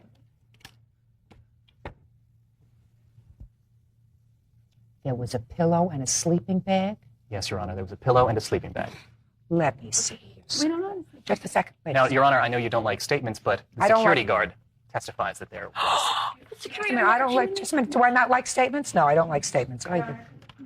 Yeah, sure. Step up here. You say you look like a very reasonable young lady. I'm nothing to do with theater, so I'm not very theatrical. Okay, here is the airline, the receipt from coming to visit. The evening that he's discussing, when he came in with the security guards and the police officer, I was in the kitchen and I was standing there putting my groceries away when Ray walks in, and I've dealt with him this whole time, and I know that we haven't had very good relations. So I see him walk in, and immediately I'm like, "What are you doing here?" So he starts walking immediately to the bedroom. Is standing right there. The police officers and the security guards are standing right there, and I'm looking at them like, "What's going on?" And they're looking at me like, "What's going on?" I'm like, "I don't know." And then he walks in the bedroom, takes a picture of the bedroom with nothing in the bedroom. Nothing is in the bedroom. Who took a picture? He did, with this little disposable let me see camera. it. He doesn't have it. That's perfect. Let me see the picture. The light was broken. I could not get a picture. There was nothing in the there were no light in the Judy, Your Honor. Ladies. Sir. Yes. You don't take statements. I don't care what it suffices to say. A picture would have been nice here. But I'm looking all over here, and I don't see anything in your answer and to this complaint about seeing a sleeping bag. Did I miss something? You said things in a closet, but you didn't say anything about a sleeping bag. Well, there was that falls under things in my room that don't belong to me. You know. I don't believe that there was a sleeping bag in there, sir. I don't think that anybody would sleep in a sleeping bag if they had a sleep sofa. Exactly. No, but that doesn't. But I believe there were things in the closet. No. Okay. I mean, you can go like this all you like, but I'm telling you. I didn't mean to. But I'm telling you, I believe that there were things in the closet because I believe while this young man may have slept on the sleep sofa, he stored his stuff that he came with for the week in the closet. Does that sound right to you? It sounds right. Just tell you, does that sound right to you? But you know, I tell you what. You sit down because I have a truthful person right here. Please listen to her. I'm listening to her. She's telling me the truth in a very non-theatrical, straightforward way. Judge Judy will be right back. I could understand why 3 women, under certain circumstances, would want to live with one guy. Sometimes guys are handy. They can fix things. You know, they're strong. They can open jars. I can understand that. But I can't understand why a guy would want to live with 3 women.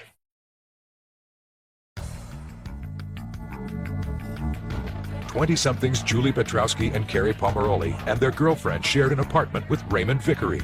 When things went bad, they say he stiffed them for the rent. You filed your lawsuit at a time when he didn't owe you a dime. But just a minute, he didn't owe you a dime because he doesn't really owe you. He owes the landlord. Right. And you're not out any money as a result of that. Well, here's our lease, and he's on it with his signature till March. So what? But it's see, illegal so for what? him. Just a minute, just a second. So what? He gave you notice. You should, as a matter of fact, keep trying very diligently to get another roommate. Right. If you don't, you certainly have the right to come back into a court and say, look, I have January, February, and March rent. I have not been able to find a roommate, and it was his responsibility. He's on the lease, and then you litigate that. But you don't get that now because it could be that tomorrow you will find a roommate, and then you will have not only his money, but you'll have your new roommate's money. Well, so you don't to stay. just to say he doesn't want to stay with you, and why? Quite frankly, I understand it.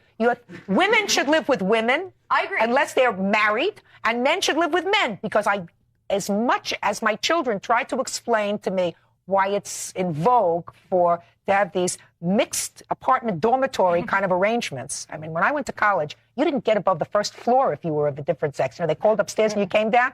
Now everybody shares a bathroom and they share common rooms. I don't understand that. I don't understand, sir, why you, a young man, would want to live with 3 women. It is mind-boggling to me. I mean, I could understand why lesson I learned 3 too late, Your women, Honor. under certain circumstances, would want to live with 1 guy.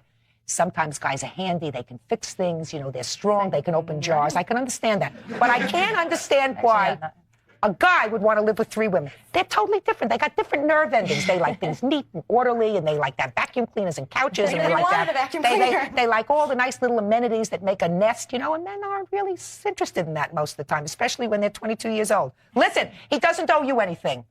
Now, look. Stop making a big deal out of somebody keeping their stuff for 7 days in your closet. You weren't planning to use it anyway, right? Right. Good. The complaint is dismissed. The counterclaim is dismissed. Go find a new roommate. Thank you very much. That's all.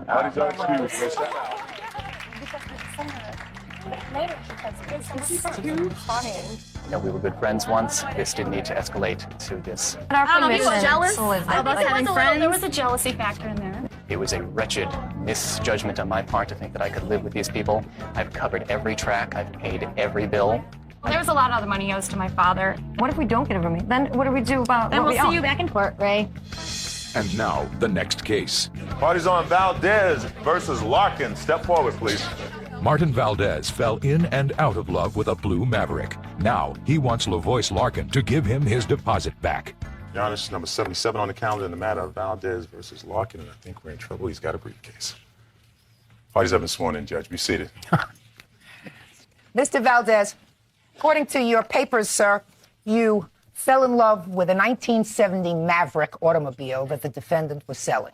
Correct. And you gave her $152 in sequentially numbered, rare $2 bills. Correct. As a deposit to hold the car. Correct. And then you fell out of love with the car, and she won't give you your deposit back. Yeah. Is that it? That's it. In terms. How did you see this car? Who are you? Oh, I'm his father. How old are you? 16. Interesting. You can stand right there. Go ahead. I was visiting a friend that I hadn't seen in many years in this neighborhood that I had lived at many years ago. Across the street, like I said in the paper, I noticed a small blue car for sale, and I was interested in purchasing it. So I walked across the street, knocked on the door. There was no answer. The defendant, LaVoice Larkin. You saw the car. You said you liked it. Yeah. Yeah. You gave her $152? Yeah. Correct? Yes, ma'am. And then he changed his mind? Yes, ma'am. You know you have to give him back the $152. Do you want to know why? I'm sure you're going to tell me. I am. Because he is a minor. And unless you made the contract, even if it's a verbal contract with his father, he cannot enter into a contract with you. And your agreement with him was in the nature of a verbal contract to purchase a car. I have a written receipt for it. She did give me verbal confirmation. It doesn't make any difference. Okay. You are shielded by your infancy. Oh, okay.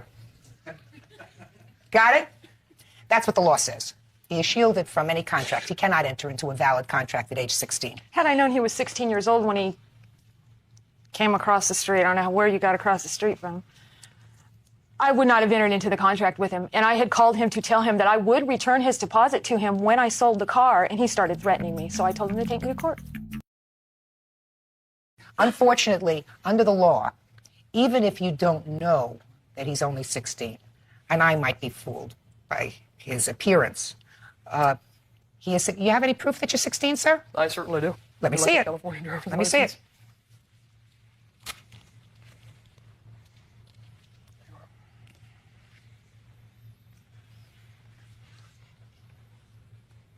That's you. That's me.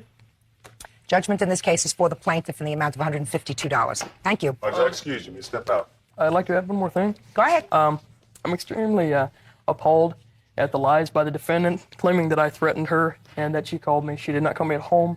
She did call me on my pager.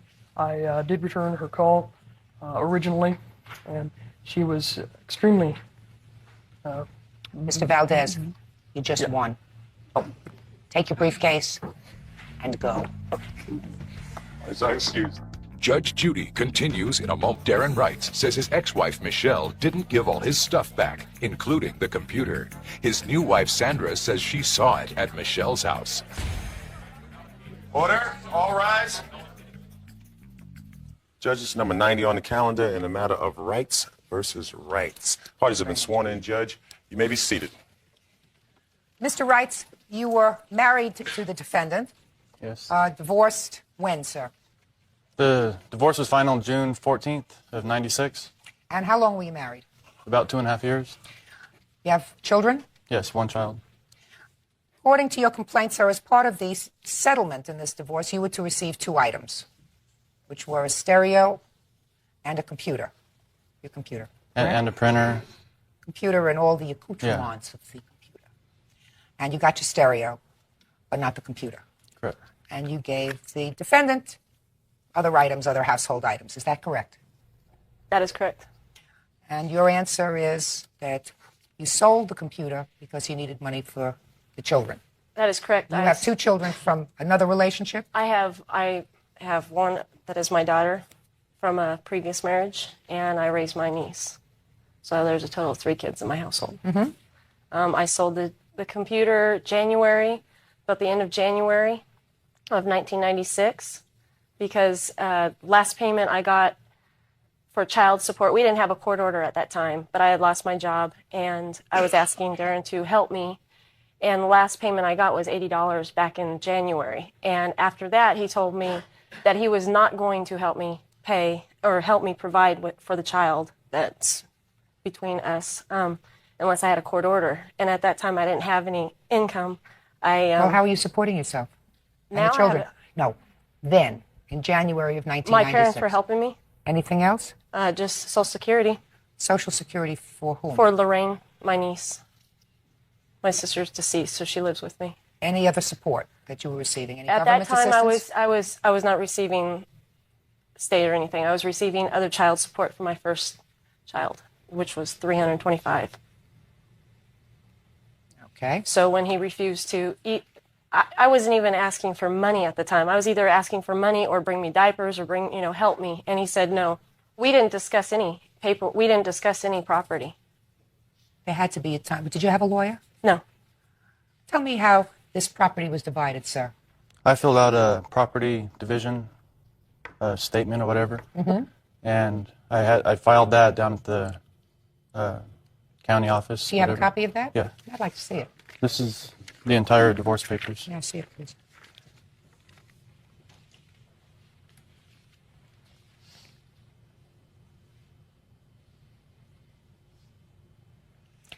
According to this, he wanted a Sony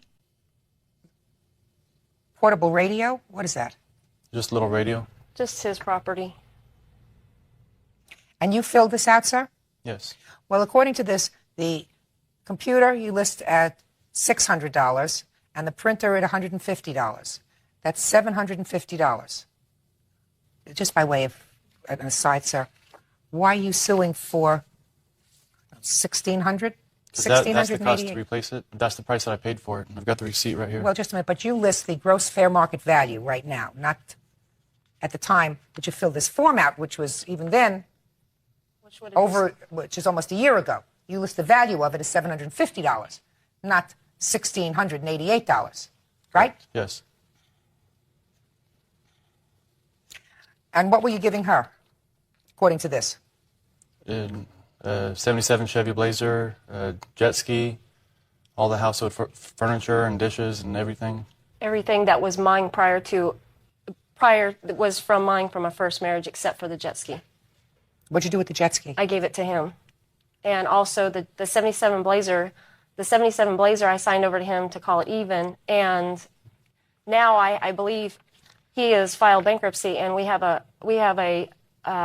mutual bill, and they are going after me for that bill, and he's hiding the Blazer out because the beneficial holds a lien on it. So let's not complicate. Let's not complicate this any further. Sir, when did you separate? In what year? Month, October year? of 95.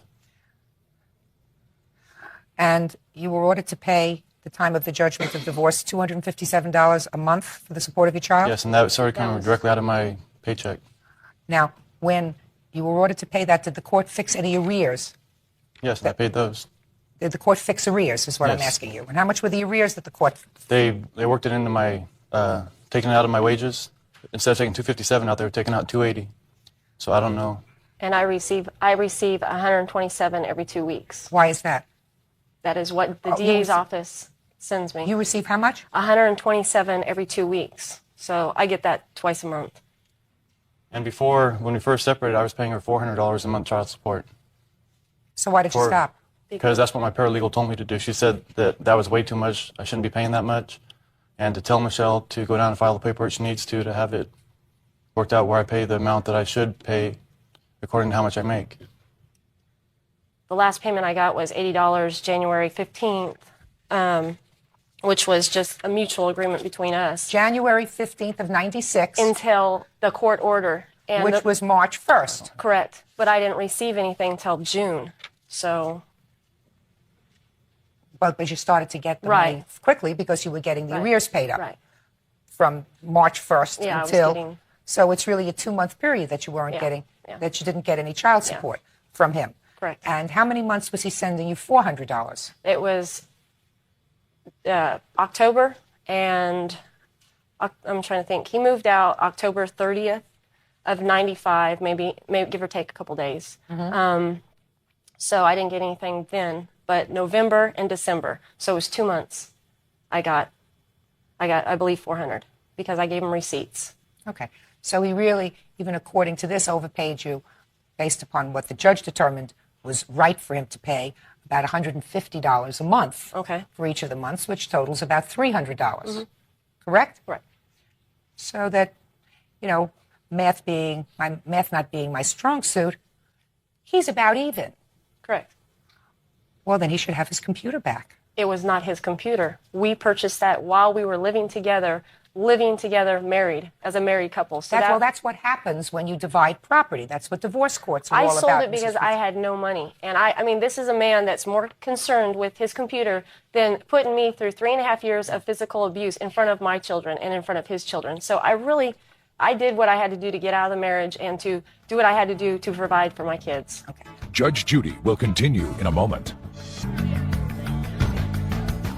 Darren writes, says his ex-wife Michelle didn't give all his stuff back, including the computer. His new wife Sandra says she saw it at Michelle's house. Mrs. Reitz, one of the reasons that we have divorce courts that thrive is because people marry and then change their minds. Keeps us all working. Do you I understand? didn't change my mind. I requested to go to counseling, and he denied that he had a problem until we went to mediation, and then he said he did have a problem. So that sometimes happens, right? But what you do have to do is you have to follow whatever a court order is. I'm always very tough on parents, whether it's husbands or wives, who don't pay child support.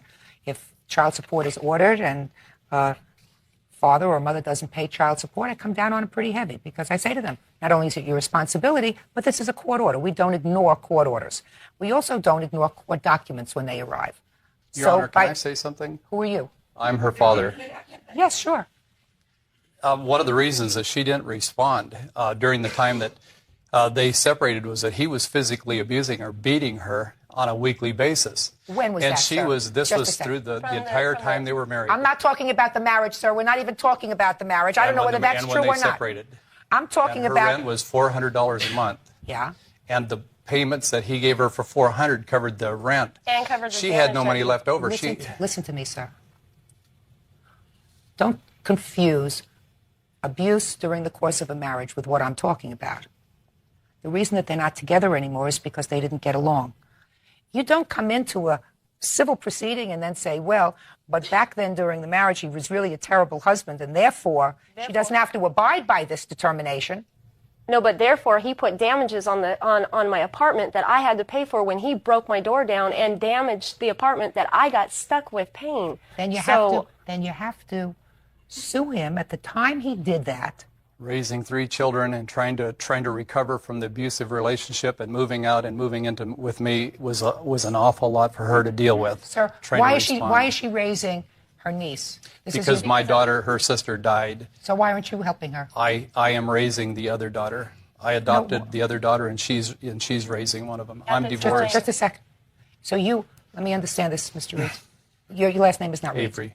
Mr. Avery, you adopted your granddaughter? Yes. Had your granddaughter been in foster care? Had your No. granddaughter been When in my foster daughter died, my granddaughter was 8 months old, and I took So you her. formally adopted her? Yes. And the other? And the other child was in the care of the father. He died in 1995, and Michelle stepped in and said, I want to raise her to keep her out of foster care. I'm divorced, so I couldn't handle more than one little girl. So she took the other one. Sounds as if you all have a very full plate. Judge Judy returns in a moment.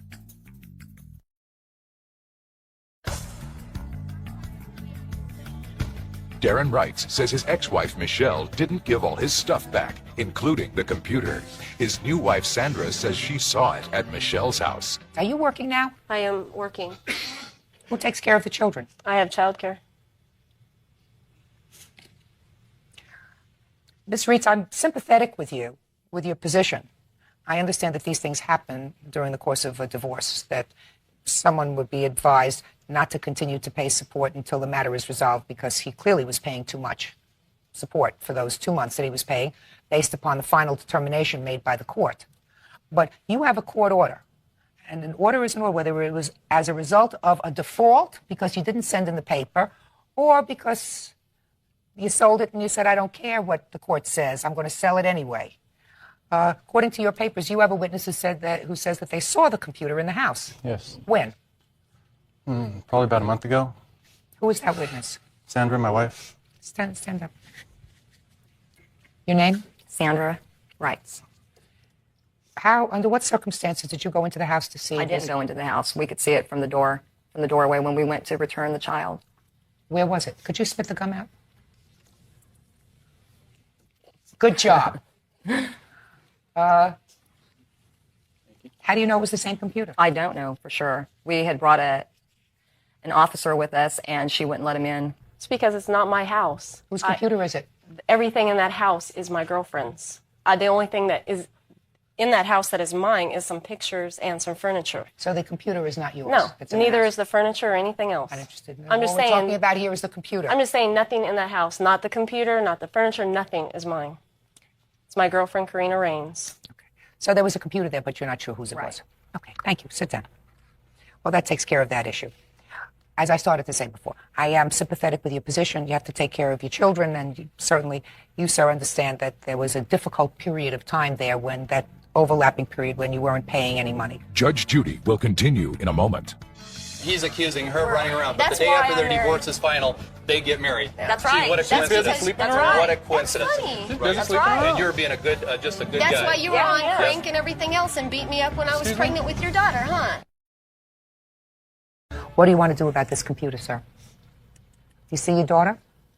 You visit with your daughter regularly? Yeah, every other weekend and every Wednesday night. You want the $750 for the computer? Yes. So he would rather take money when he's got a dual income. I have one income, and he would rather take money from his child since I'm the one raising her. That makes a lot of... I started to say to you, I understand your No, position. I understand. I understand your position. But one of the things that we have to do is first of all, I knocked down his claim from the $1,688 that he was requesting, which was the cost of the new computer, because looking at his own form, that was way out of line. That's what he says the value of the computer was at that time. Even that's probably slightly inflated. I mean, how old is this computer? It's 2 We years bought it old. June of '95. Okay. But he is entitled to. Correct. He's entitled to it because that's what this says. If he's entitled to it, do I get my blazer back? If we're going to talk about court order, and he's hiding the blazer I'm not hiding out. it. I told you it's out of Uncle Ronnie's. Whatever the Superior Court of the State of California ordered that has not been remitted to the appropriate party, you're entitled to. But the Correct. subject of this proceeding is the computer, because it's clear in the judgment of divorce that computer was awarded to him. Right. I was just getting a clear understanding if that's a court order and I get my blazer back, if that falls into the same category as the computer. Court order is court order. He falls in arrears of this $257 that he's supposed to pay you. They're going to come after him, and they're going to further attach his salary because that's the right thing to happen. And you don't want to, as the child's mother, to hear any song and dances about any hardship. He lost his job, he changed jobs, he's moved, his wife has a new baby, they have a new baby. You don't want to hear any of that because you're going to take this and you're going to go like this. $257 a month. That's what you're supposed to pay. You're not going to want to hear that he's got new responsibilities, and you're absolutely right. You're absolutely right. If you decide to have more children, don't come crying to court to say I can't afford $257 a month because I may have a new family. This is your primary responsibility, and that's exactly what I would say to him. Similarly, courts have to be fair. And while emotionally I'm sympathetic with the fact that for that 2-month period you didn't have his income, the money that he was sending, and you just had income for the other 2 children, you have a court order that you have to abide by. The court order is for the computer, it's his property, and the separation of properties. Judgment is for the plaintiff in the amount of $750. Thank you. That's all. So excuse me, step out. Thank you. Judge Judy will return in a moment. All parties on Edwards versus Cohen. Step forward, please. The groom-to-be, Daniel Edwards, called off the wedding with bride-to-be, Aubrey Cohen, after they fought over an unlikely gift. Order, all rise. Your Honor, this is number 86 on the calendar in the matter of Edwards versus Cohen. Thank you. Parties have been sworn in, Your Honor. Be seated. Well, you met, fell in love, became engaged, had a fight, broke up.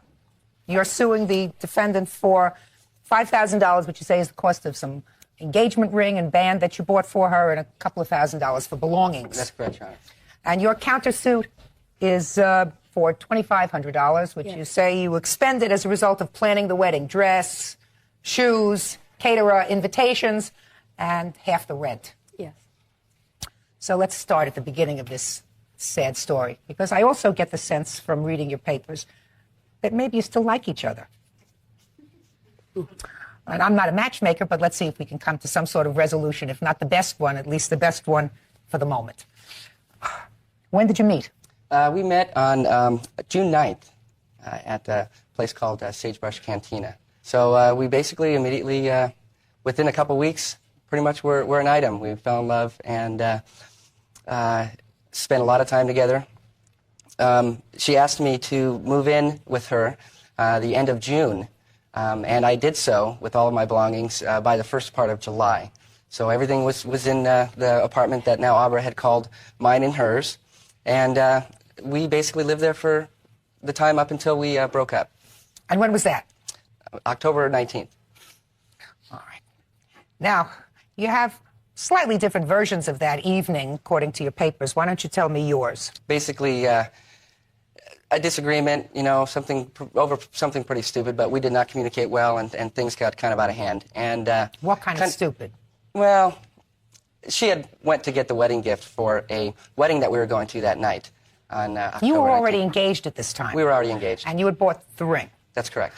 The ring, you said, cost about $3,700. Yes, according that's to your correct. complaint. And you had given her an engagement ring. I had given her an engagement ring.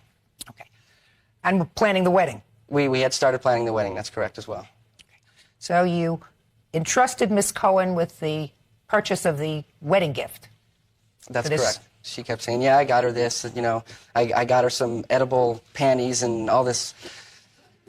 And I was basically just wanting an answer because I had to get back to work. And that didn't happen, and she kept going on with this joke, and I wasn't in the mood to joke because I was busy at work. And Is that pretty much the conversation so far? Yes.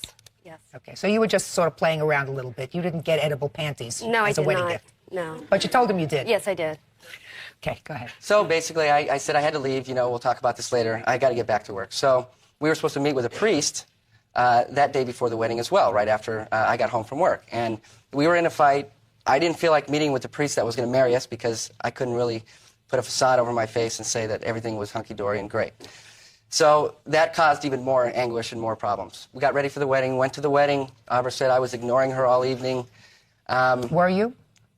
I personally do not think so. But you were not good with each other that evening. We were not as good as we could have been with each other. That's correct. Okay. So I went into the men's restroom, and here comes Aubrey following me into the men's restroom, telling me that she does not want to marry me, She can't be with someone like me. And I'm sorry to interrupt, but he did ignore me the whole evening, and I was standing by myself. Even a couple of people came up to me during the evening and asked if I was okay. And I did not break off the engagement when I followed him into the restroom. I asked him why was he behaving this way and ignoring me. You went into the men's room? Yeah, because there was nobody there. Order. And I felt that I was owed an explanation for his behavior. Was anybody else in the men's room? No, it was very private. Okay. It was very private. very private but loud, so. But you were angry. Yes, I was. I felt... Tell me what happened in the men's room. I asked him why he was behaving this way, and he said it was my fault and that I was ignoring him, and I felt I was owed an explanation. And I said, well, this behavior has been continuing all day and throughout, the past couple of weeks, and I can't continue to marry somebody with this behavior, and I want to know why. I love you, and I want to work things out. He said, well, I was It's moving... not true, Your Honor. He said, this relationship is over. I plan on moving out on Wednesday anyways, and that's it, and stormed out of the restroom. So what did you do? I was in shock. I just sat there. I didn't know what to do. So I went down the hill, back into the reception, and tried to dance and just try to say, okay, this is a wedding. This was supposed to have fun. Get through the evening and talk about it later. I went outside to smoke a cigarette, and him and 10 of his friends were talking about me. And I heard everything from the beginning to the end. And I'm happy I did. And it was very hurtful and misleading, and I was upset. What did you hear, or what did you think you heard? I heard that I was white trash, a bitch. I was no Who good. said that? Daniel did. Did you say that? No, I did not, Your Honor. Go ahead. That I was white trash, a bitch, that he never intended on marrying me anyways. And his friend, one of the guys there, said that I wasn't pretty enough anyways, and he could do much better. And he replied, well, she has my car keys, and she stole my lighter. And then before he could say another word, I was so upset and shocked that I poured a glass of champagne on his head to cool him down. Cool me down. And I left. And broke the glass at my feet. You got mad. Yeah.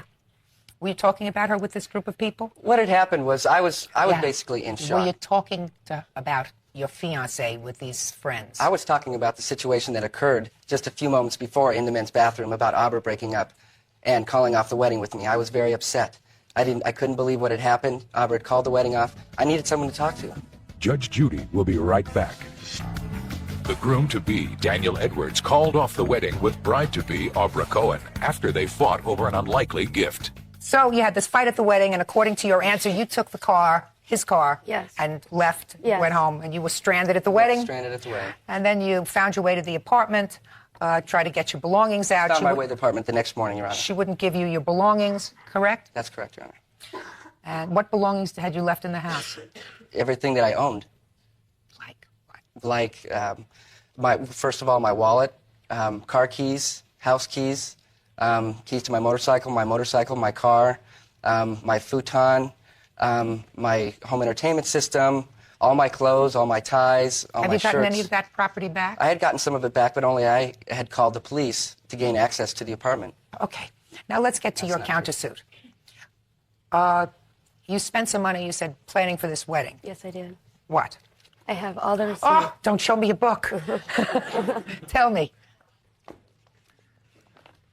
Planning for the wedding, my wedding dress expenses my mother had put out for, and my wedding shoes. And you can't get any of that money back? No, it's all non-refundable, and it states on all the receipts. And how much was the wedding dress, the shoes? The wedding dress together with the shoes was $600. Mm-hmm. My invitations are $360. Mm-hmm. Also, the expenses for the castaways, down payment was $750. Did you get any of that money back? No. Your Honor? Yes. I paid $350 of that down payment for the reception at the Castaway restaurant. No, he did not. Do you have a check for that? Well, I have a check written to Aubrey Cohen. For $350? For exactly $350. Can I see it, please?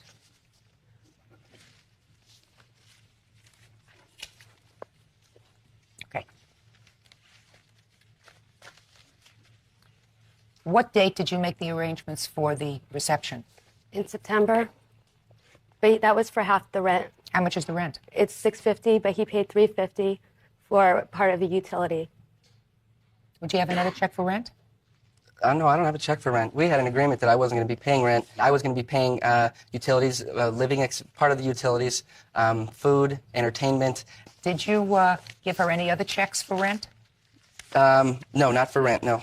Did he give you any other checks for rent? No. And Your Honor, I'm sorry. The agreement was that I would pay the rent and he would pay all the utilities and he would put money towards the wedding expenses, which I never received. Okay, so this is not a rent check. This is $350, and it comes at the same time in September that you took this place. Judge Judy will be right back. Why did you throw that stuff away? Because I was angry and hurt, and he broke in my apartment, and I felt betrayed by his trust. This is a man I loved and planned to change my life and spend the rest of my life with him.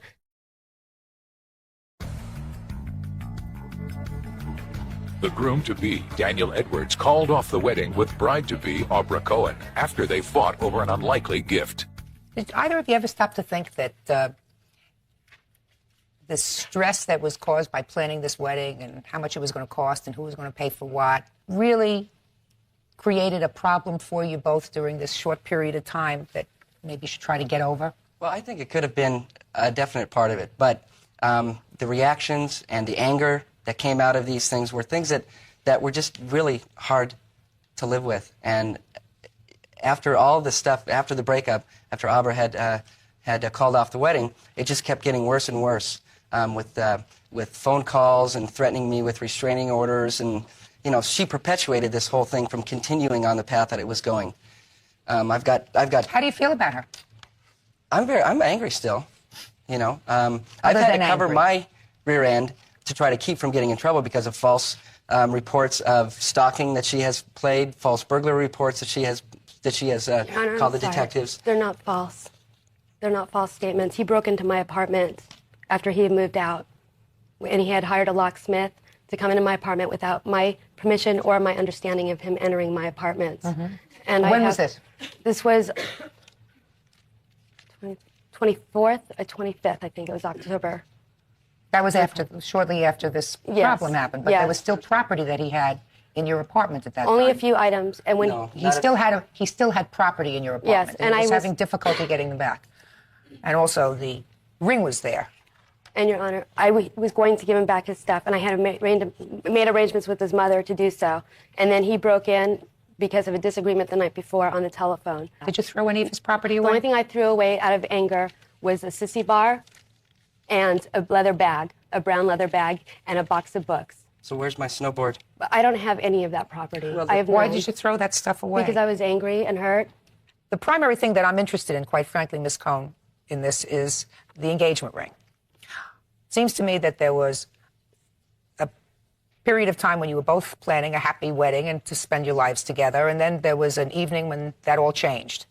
And whoever precipitated that, it really doesn't make any difference. I don't think that there was any design to convince you to marry him, and then he had no intention of marrying you, which might suggest some, what I would call mitigation against your giving him back the engagement ring. Mm-hmm. But this ring was clearly given in contemplation of your getting married. Mm-hmm. And you're not getting married. And you're not getting married. You felt betrayed by him. You felt that he was hurtful. You certainly wouldn't marry a man who would say things like he said about you. And similarly, he felt that you have a short fuse and he wasn't going to buy into that kind of relationship long term. You have to return the engagement ring to him. Do you understand? Your Honor, that was a gift. It was given to me on my birthday as a gift. It no, was a Ms. gift. Cohn, that's a lot of baloney. It was a gift. No, listen to me. He gave you an engagement ring because you were planning on getting married. Now, you may say, and you said in your answer, that he gave you the ring on your birthday, but that's because that's sort of a romantic thing to do. Become engaged on your birthday, become engaged on Valentine's Day. It's not a birthday present, it's an engagement ring. We didn't have a contract, Your Honor. Oh, no, you think that because you don't have a contract that's in writing, there is not a contract. There was a verbal understanding that the two of you had, and that verbal understanding was that you were going to marry, and you, from that time, started to plan a wedding. You hired a caterer, you went out and looked for a dress, you put a deposit down, you bought shoes, you worked on invitations, all of those things in contemplation of you getting married. The very same things, Ms. Cohn, that you're suing him for. Your Honor, I'm sorry, but he didn't pay any deposits for anything. No, what I'm saying to you, Ms. Cohn, is the very same things that you are suing him for were wedding plans that you made, and that was made after you became engaged on your birthday. So the ring has to be returned to him. End of discussion. That's if you don't want to try to patch this up. I'm not sure that you both don't, based upon the nuances in your papers. Judge Judy returns in a moment. Now, as far as the costs that you laid out, I certainly think that he has to absorb some of those costs. Wedding dress, shoes, invitations. I believe that this $350 was some partial payment or his half of the place that your mother rented for $700. But then offset against that, Ms. Cohn, you have to put in what you threw away of his, that you acknowledge that you threw away because you had a hissy fit, because you were angry. And I don't know what those things are worth. Let us take just the things that Ms. Cohen acknowledges that she threw away, Mr. Edwards. That is a leather bag. Do you have that down on your list? Yes, the leather bag was $150. Your Honor. Yes. I'm sorry, but it was used and it was torn up when I threw it away. It was a gift given by my brother It years was ago. used. Okay. Harley Davidson Sissy Bar and Pad, which was $150. I'm sorry, Your Honor. I went to the Harley Davidson store the other day and had a cost. There's $60 for the Sissy Bar that what I had thrown away. What about the pad? There was no pad. There was no pad. There was a Go pad, ahead. and it was There was powder no- coated, and that was Go custom. ahead. I've got a stereo receiver worth $100. My snowboard was $400. She said she doesn't have your snowboard. Your Honor. Well, she gave it away. I don't, don't have possession those, of it. Your Honor. Well, I've he got says a you don't have, necktie but did you give collection. them away? No, I did not. No, they weren't in my apartment after he moved out. They were not? No. I had the police search my apartment twice for those items and came up with nothing. There was nothing in my apartment. That doesn't of mean that those she did items. not relocate the items, Your Honor. No, they weren't in my apartment. I would have given them back. I have no reason to sell those. What about the stereo? The stereo? No, I gave that back. I gave him a lot of stuff last week.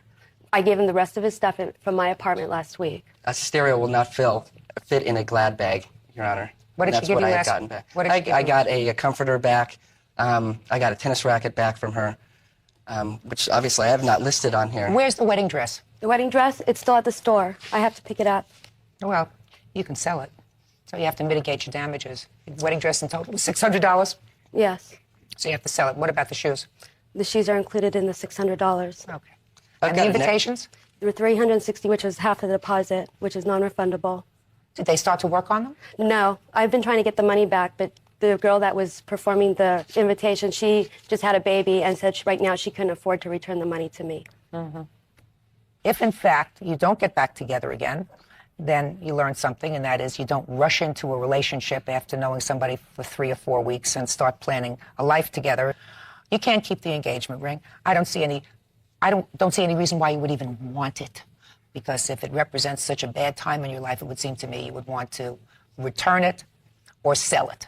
Now, you can't sell it because he's still paying it off. He's paying it off at 12 months, so much per month. Is that right? You That's bought it on correct, Your Honor. time at Macy's, according to your Yes, complaint? $310 a month. So, Ms. Cohen, within 48 hours of today, the engagement ring is to be returned to Mr. Edwards, and the judgment in this case is for the plaintiff for the return of the ring. That's all. Thank you. What about my expenses? Your expenses, Ms. Cohen, are offset by the things that he no longer has in his possession. I'm sorry, but he lived with me for free for 3 months in accordance to paying part of the expenses. Ms. Cohen, if he is the kind of person that you at least verbalize that he is, if you had any expenses, they're minimal and you're getting away cheap. That's all. Excuse me, step out.